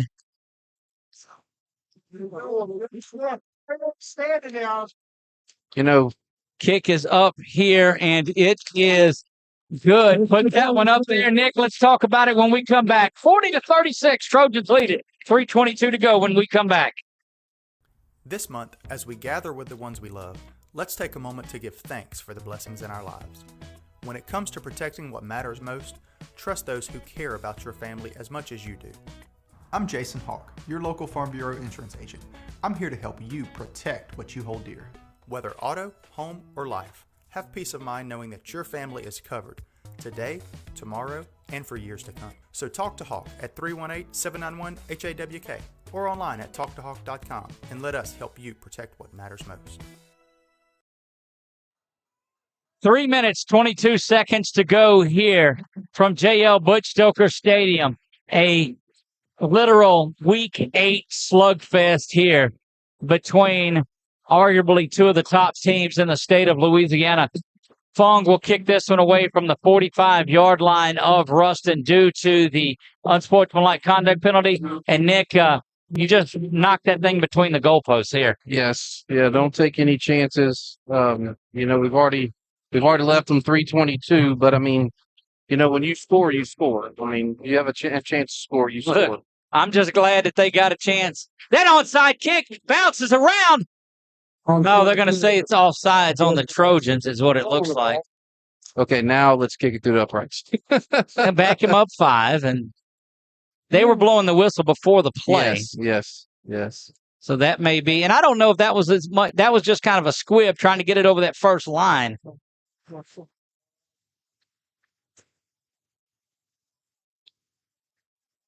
45, it'll go back to the 50. Look, I'm as into it, but put that ball between the uprights and let her rip. Yes, please. 40 for the Trojans, 36 for the Bearcats of Ruston. It's going to come down to that Josh Mercer defense one more time. It's where you make a name for yourself right here, gentlemen. The huddle plug came undone, and they're having to get it plugged back in. Oh, gosh.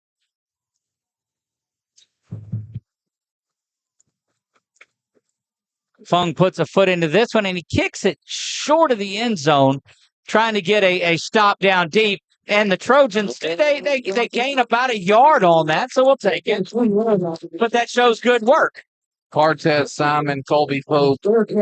Cortez, first one there, so big.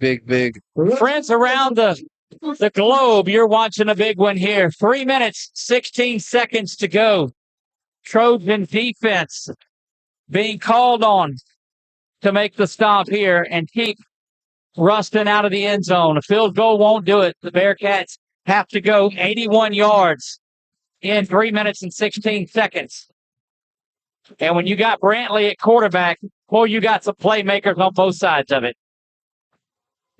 3 receivers to the far side. Shotgun formation for the Bearcat.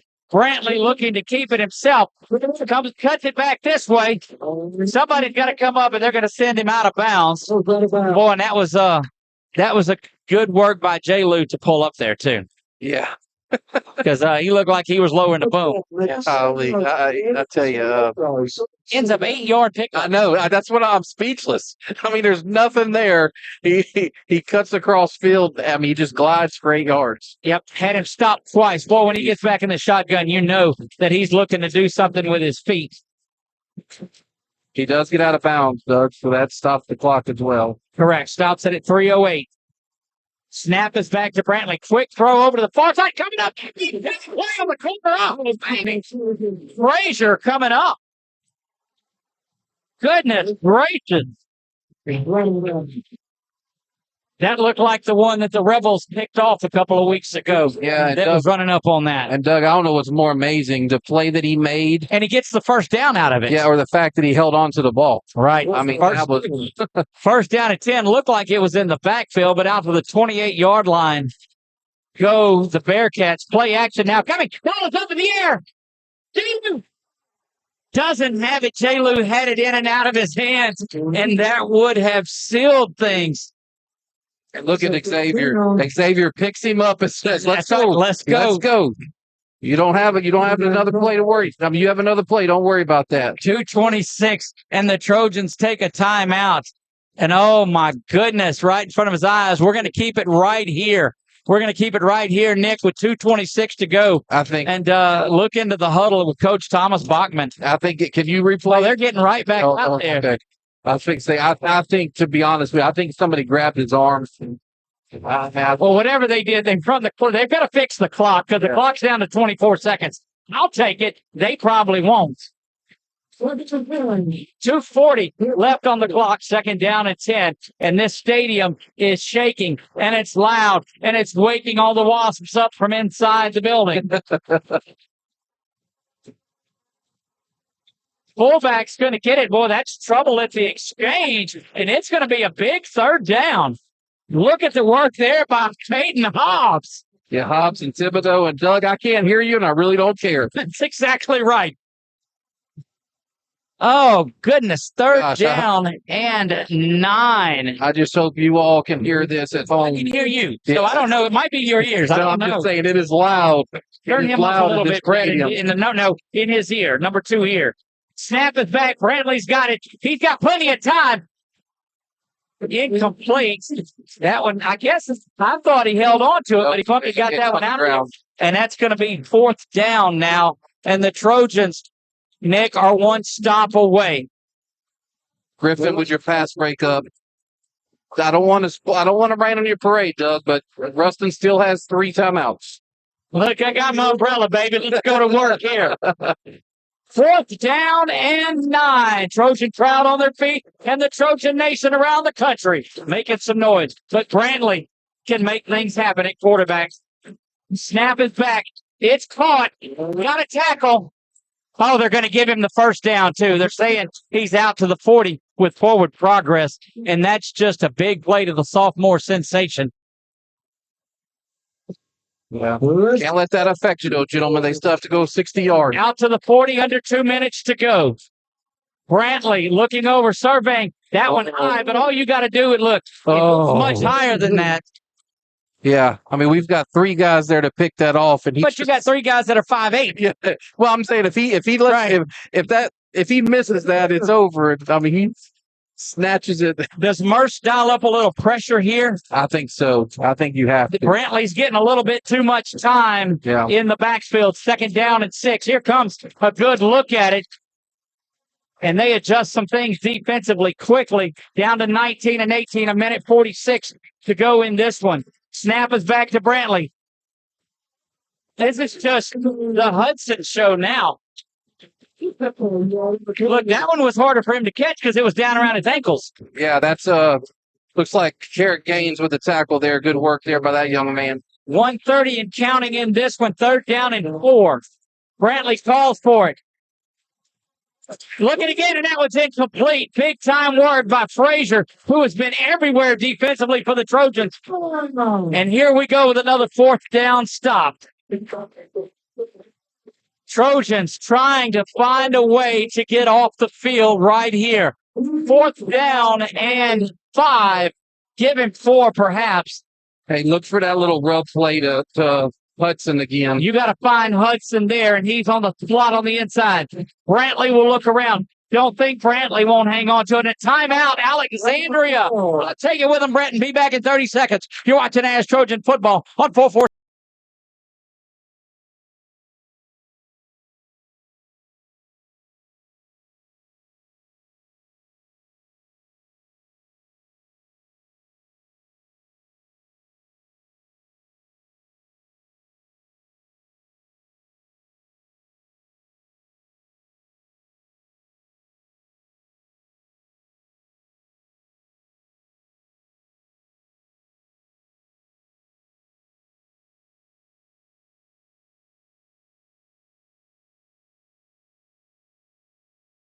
Fans around the world, high school fans, wherever you are, you've watched a battle, and there's a minute 23 to go in regulation of this, a District 2 5A Division 1 heavyweight battle here. Trojans lead at 40 to 36.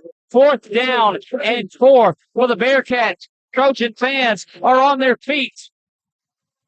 We're glad you've got it right in your living room. 5 wideouts. Spread them out wide for Brantley to run the draw. You got to have somebody spying on 3. They got 2 people spying on him, Doug. Try to spread him out and run the draw is what it looks like they're going to do. Yeah, I think if you're the defensive line, you just hold your line. Hold contain. That's right. That's it. Brantley snaps it with 1 second. Instead, throws this one. It's over to Hudson again. Out of bounds he goes, but it's a completion again. 6 inches past the yard marker is what he goes. Good execution. 1 minute and 18 seconds and a fresh set of downs for the Bearcats of Ruston. Yeah, it's just tough, Doug, because you can't give up. You don't want to give up a touchdown, so you don't want to be, on the line of scrimmage with them. But the flip side of that is, at some point, we gotta stop them. Brantley's had a lot of time back there. 1st down and 10, ball near midfield. It's at the 49 of the Trojans. Calls for it. Goes that way again. This one in and out of the hands and out of bounds. Frazier right on him. Nick, this is certainly running the pass attempt numbers up for Brantley, without a doubt. Yeah. Got hobbled a little at the end of that Neville game, but has shown no signs of it tonight. Well, and he's throwing everything to the sideline as well. So trying to get the timeout, trying to get. They still haven't used a timeout, Doug, in this half. Both teams, the Trojans have used 1. So 3 receivers to the near side, 1 to the top. 2nd down and 9. Back to pass is Brantley. He's going down the seam, and that one is caught by 0 for the 1st down out to the 36. Nick, and who do you have for 0? 0, number 2. It looked like 0. 0. Okay, that's Brown. No, that's James. All right. Yeah, that's James. 1st down and 10. Trojans defense has got to stand up. They're on the 35 or the Bearcats. 1 minute, 3 seconds. Look for the out of the backfield. Coming up, making a stop there. Just hold on to your friends. Get there. And he does, just carrying. And I call a timeout, Doug. Cortez Simon doing big work. Yeah, Ruston. Who got that timeout? Ruston did. Yeah. Ruston calls their first timeout. We'll take it with them and be back in 30 on 446 Sports.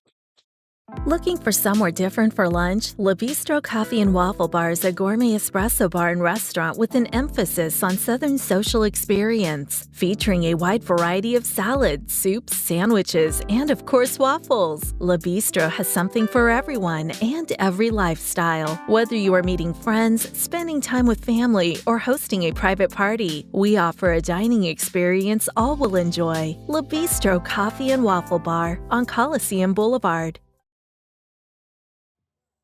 We're back, J.L. Butch Stoker Stadium. This is a battle between the Ruston Bearcats and your Alexandria Trojans. Ruston got it with a little over 3 minutes to go following the Trojans taking the lead, Nick, and they've just worked their way down a couple of fourth down conversions. Methodically, I think is the word to use. That's right. Methodical drive. Methodically. Second down and 10 after that big stop. Should have been second down and 13, but the receiver just carried Simon around. Brantley calls for it, making a quick hitter over the middle, knocking him down. Good work coming out of there. Wow, big time work from the safety spot there, Nick. Yeah, Jackson hit him first, and then Griffin finished it off. But great work, great pass break up there. I'm gonna give a pass break up to Griffin, but Jackson Townsend was Jackson there. comes up and puts that hit in his back. Yes, and jarred the ball loose. Third down and 10. Trojan fans are on their feet here at the Butch. Doug, that took 2 seconds off the clock. I mean, it's just they're just not used many times.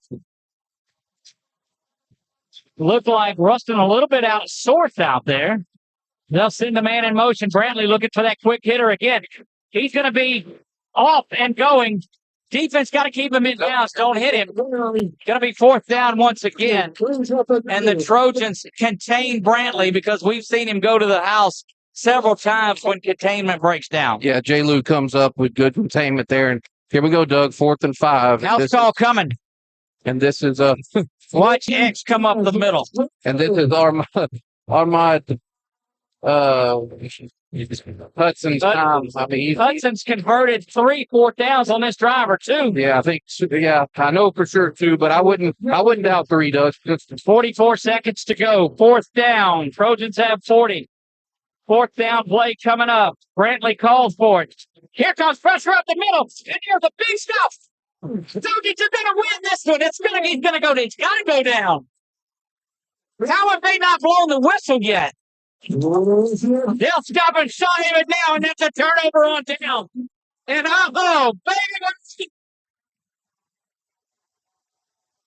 Just get away. Here, Out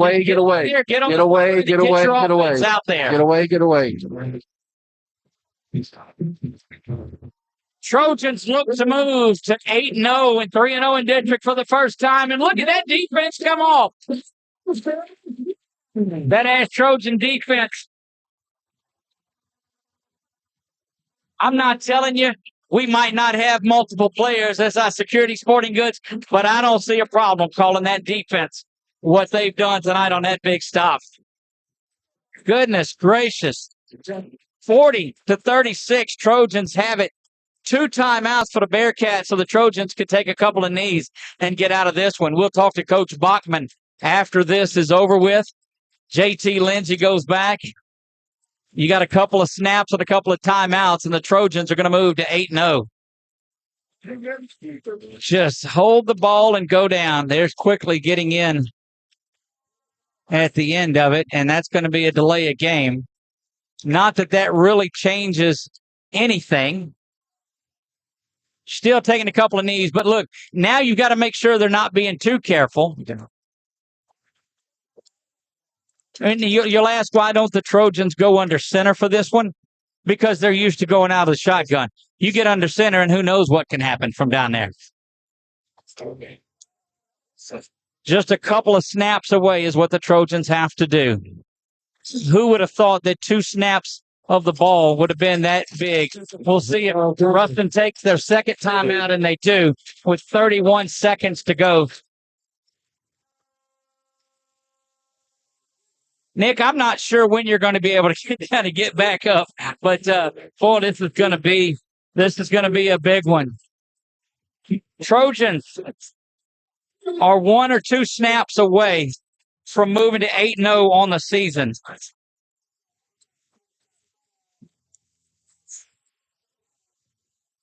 And goodness gracious. Trojans will be back out at walk-ons on Thursday night. We know the crew at walk-ons has been watching this one. Thank you there. They're watching it over at Trios in Alexandria. This whole town is going Alexandria Trojan crazy. Central Louisiana be proud of this ball club. So by my calculation, Ruston has 1 more timeout, so the Trojans will have to snap it twice. We'll have to get this one. And then one more. There it is, and a knee. And the final timeout by Coach Jared Ball, and the Trojans are one snap away. Nick, you've talked about work in a business-like atmosphere following a win. They hang on here. Let's pay attention and keep an eye on that too. Yeah, it's been very big. It's been, a good group of young men to watch. Doug, that is just crushing Carson Sellers' 20-yard touchdown that he had. To Townsend? Yeah,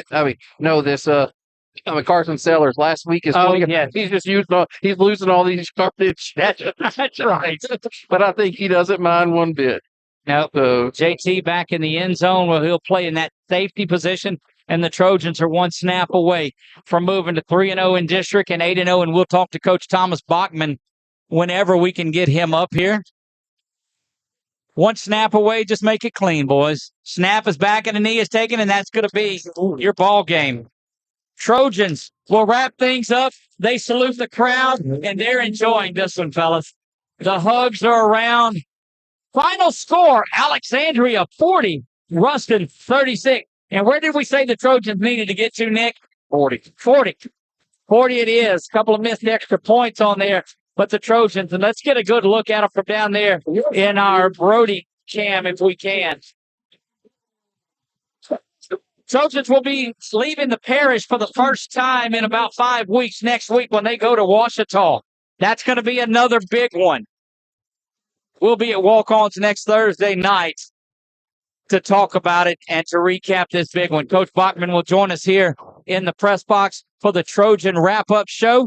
We'll do all of that right after these series. There's Coach Ball and Coach Bachman, Kyle Williams there. And Nick's going to make his way down. I'm not going to make any promises on the time because last time against West Monroe, there was a lot of interviews, but I'm going to try to get him up here. Well, great. Just jump in and grab and tell them to come on. They can interview up here in the press box. Well, we're going to take our allotment of breaks, and we will come back and wrap things up with the Trojan wrap-up show right after this. Trojans 40, Bearcats 36. Trojans move to 8-0. Oh, baby, what a game. Hi, I'm Kimberly Harrell, Certified Residential Appraiser. I am currently a leading provider of appraisal services for mortgage lending, employee relocation, estate planning, and community property settlements. My experience in real estate over the past 13 years and currently serving as president of the Greater Central Louisiana Realtors Association has given me a clear understanding of the real estate world and the ever-changing market we live in today.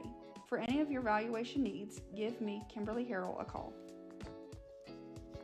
Our mobile banking app is changing the way we bank. Things are getting easier, transactions are getting safer, and you have access 24/7. All the functionality of banking you're used to, made easier to use, anywhere, anytime, and more secure than ever. Simple, seamless, safe. Download our mobile app today.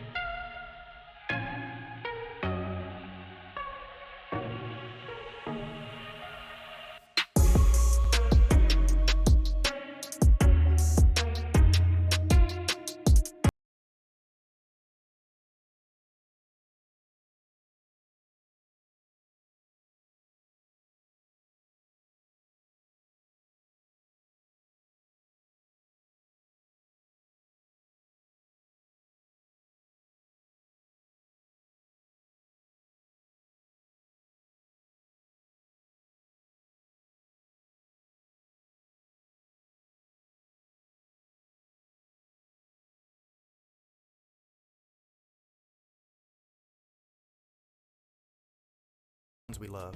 Let's take a moment to give thanks for the blessings in our lives. When it comes to protecting what matters most, trust those who care about your family as much as you do. I'm Jason Hawk, your local Farm Bureau insurance agent. I'm here to help you protect what you hold dear.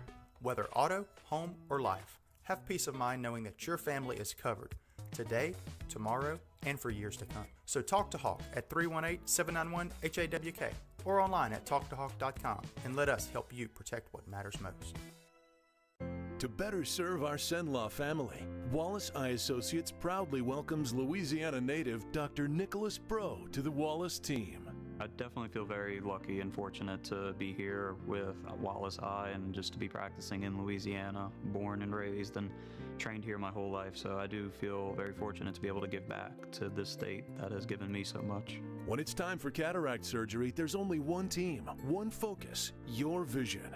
Wallace Eye Associates. Wherever you are, you're there for a reason. You shouldn't have to make a trip to the branch to deposit a check. Skip the trip and use our mobile app to easily and securely deposit checks right from your phone, day or night, wherever you are or whatever you're doing. Download our mobile app today.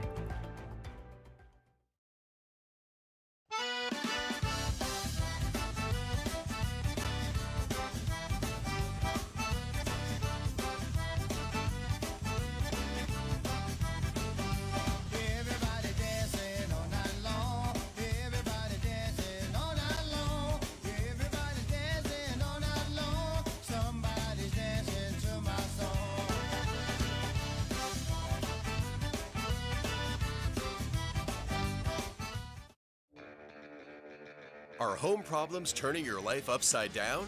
Trust Southern Air Cooling, Heating, and Plumbing to save the day. From keeping you comfortable to plumbing repairs and even generators, we do it all. Southern Air Cooling, Heating, and Plumbing, your one-stop solution for AC, plumbing, and generators. If you need us to save the day for you, call Southern Air Cooling, Heating, and Plumbing or visit us online at southernairnow.com. Want to shine online? Restore Media Group has got your back.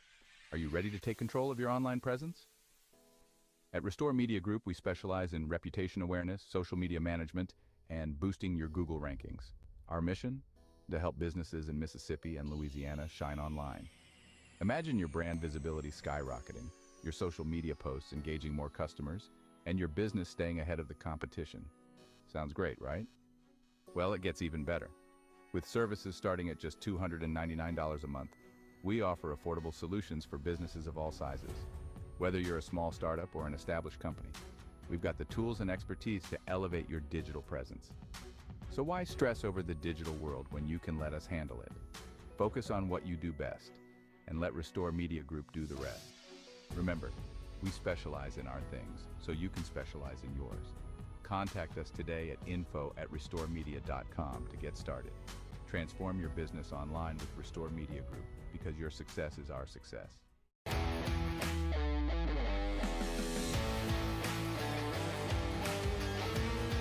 Check out some of our recent work at the Panthers Stadium.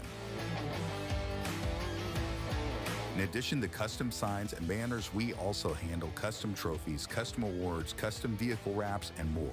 Give us a call. We handle projects large and small.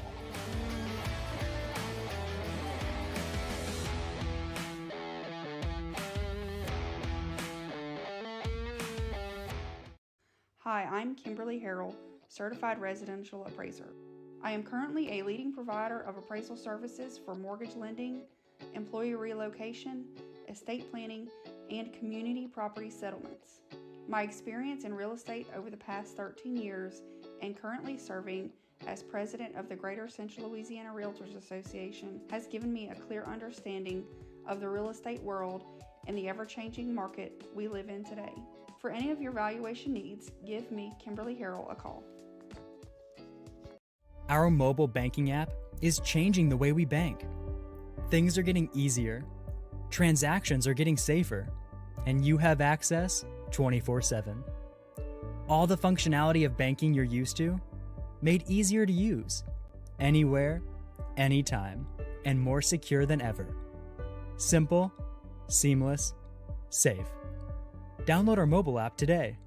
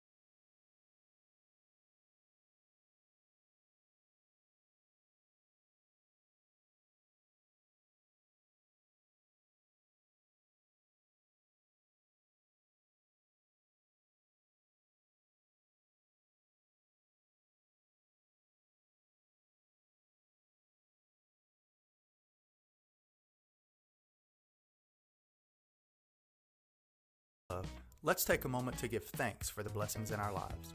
When it comes to protecting what matters most, trust those who care about your family as much as you do. I'm Jason Hawk, your local Farm Bureau insurance agent. I'm here to help you protect what you hold dear.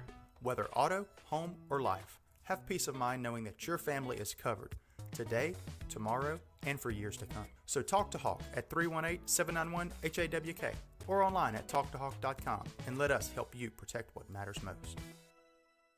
To better serve our Senlaw family, Wallace Eye Associates proudly welcomes Louisiana native Dr. Nicholas Bro to the Wallace team. I definitely feel very lucky and fortunate to be here with Wallace Eye and just to be practicing in Louisiana, born and raised and trained here my whole life. So I do feel very fortunate to be able to give back to this state that has given me so much. When it's time for cataract surgery, there's only one team, one focus, your vision. Wallace Eye Associates. Wherever you are, you're there for a reason. You shouldn't have to make a trip to the branch to deposit a check. Skip the trip and use our mobile app to easily and securely deposit checks right from your phone, day or night, wherever you are or whatever you're doing. Download our mobile app today.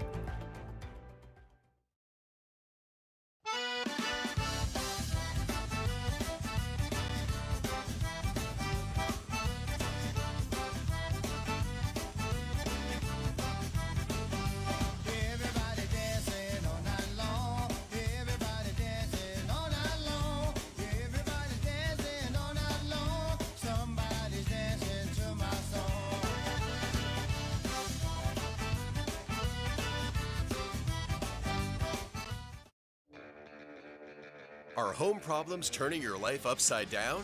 Trust Southern Air Cooling, Heating, and Plumbing to save the day.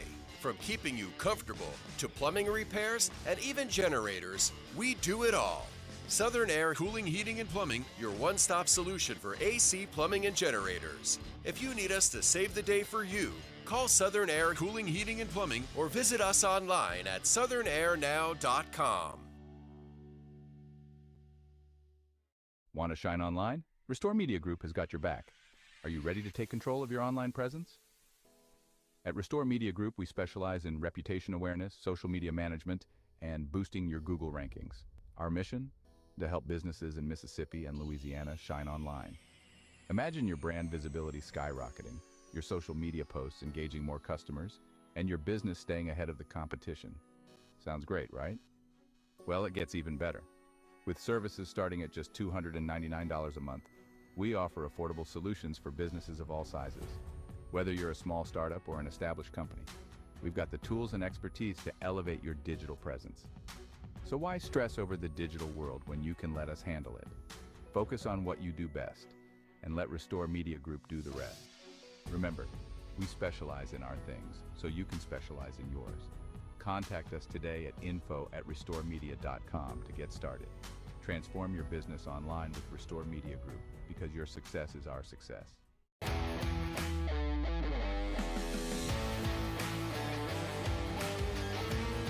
Check out some of our recent work at the Panthers Stadium. In addition to custom signs and banners, we also handle custom trophies, custom awards, custom vehicle wraps, and more. Give us a call. We handle projects large and small.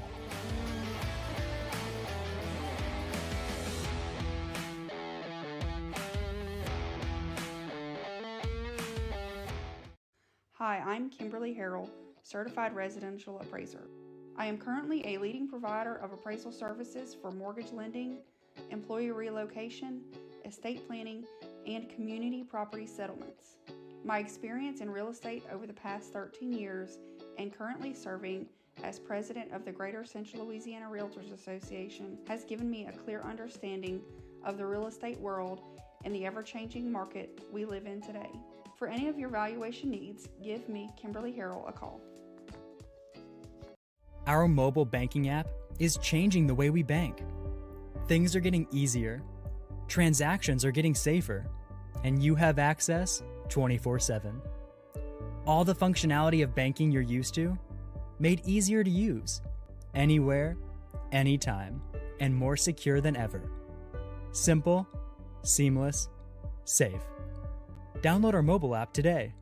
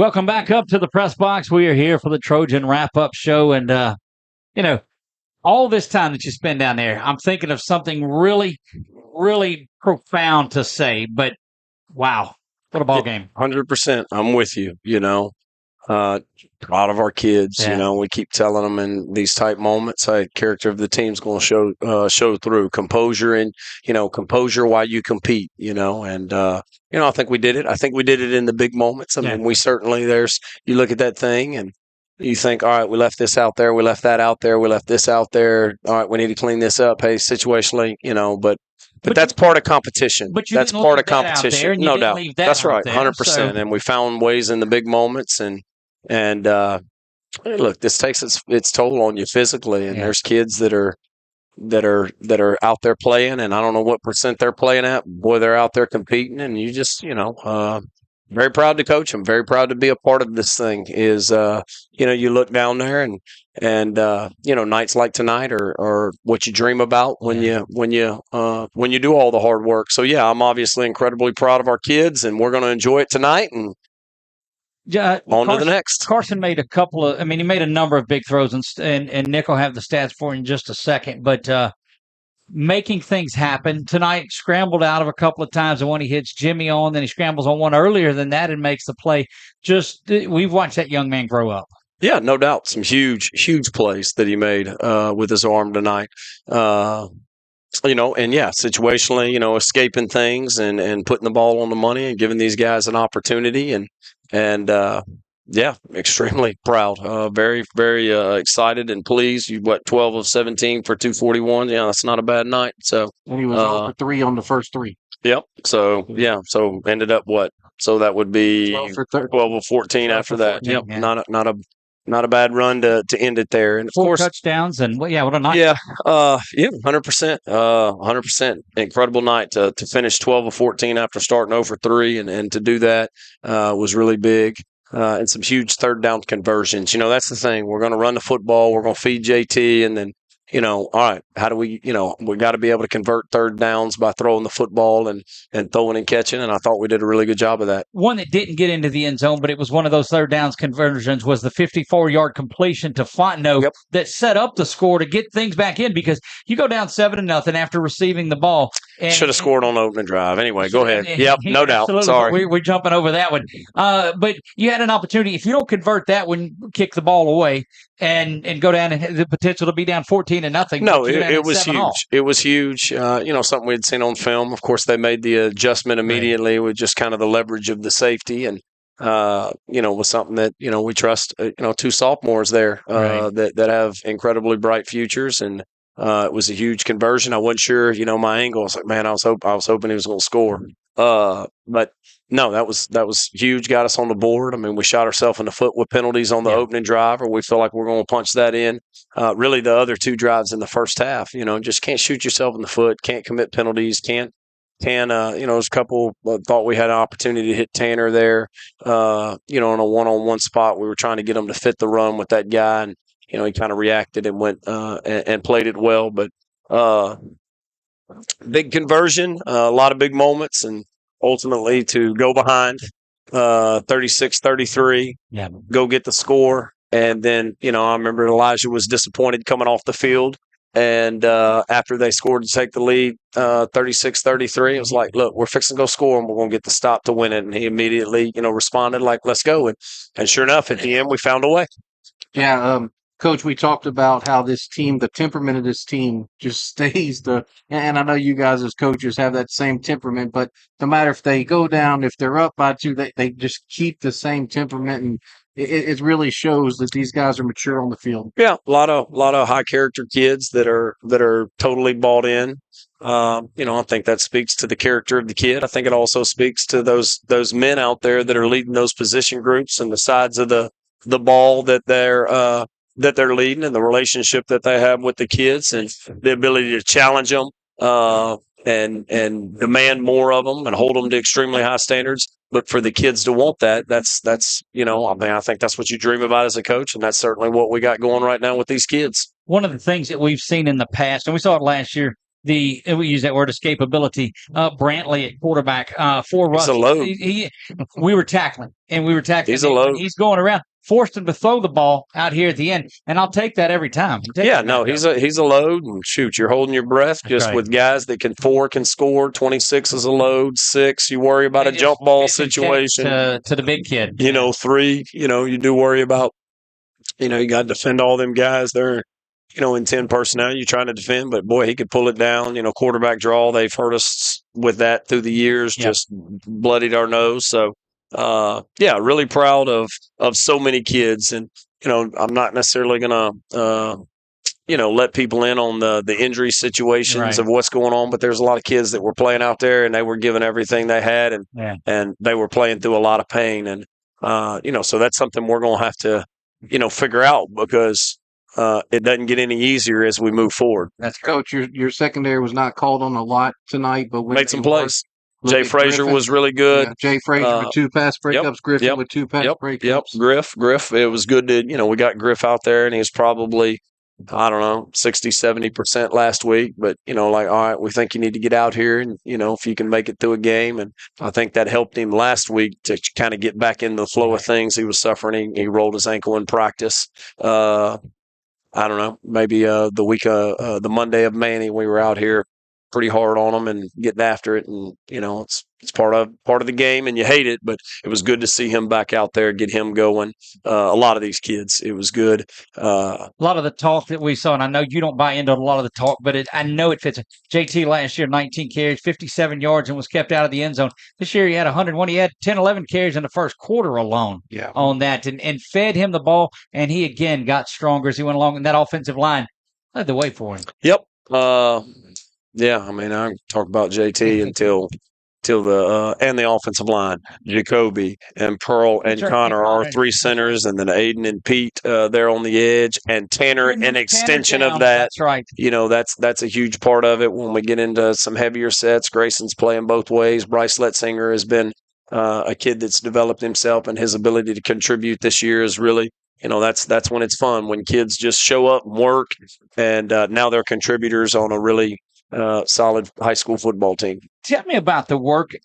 Aiden Burford, number 81. They're kicking the ball right to him. First one, we'll take it to the 40 every time. Aiden's another, people are going to be like, golly, I guess all they got is high character kids, but another high character kid that you trust because you've seen what he's done through all season, through workouts, how attentive he is, how much he believes in himself. And, I tell him, Hayden, they're fixing to kick it to you. No offense to you, but there's JT, there's Darius, there's, there's Jimmy, they're going to kick it to you. And he's just grinning from ear to ear like, I want them to. And deep down inside, I'm like, kick it to him. Yeah. He's going to make plays. He might not go 70 with it, but he got us in great.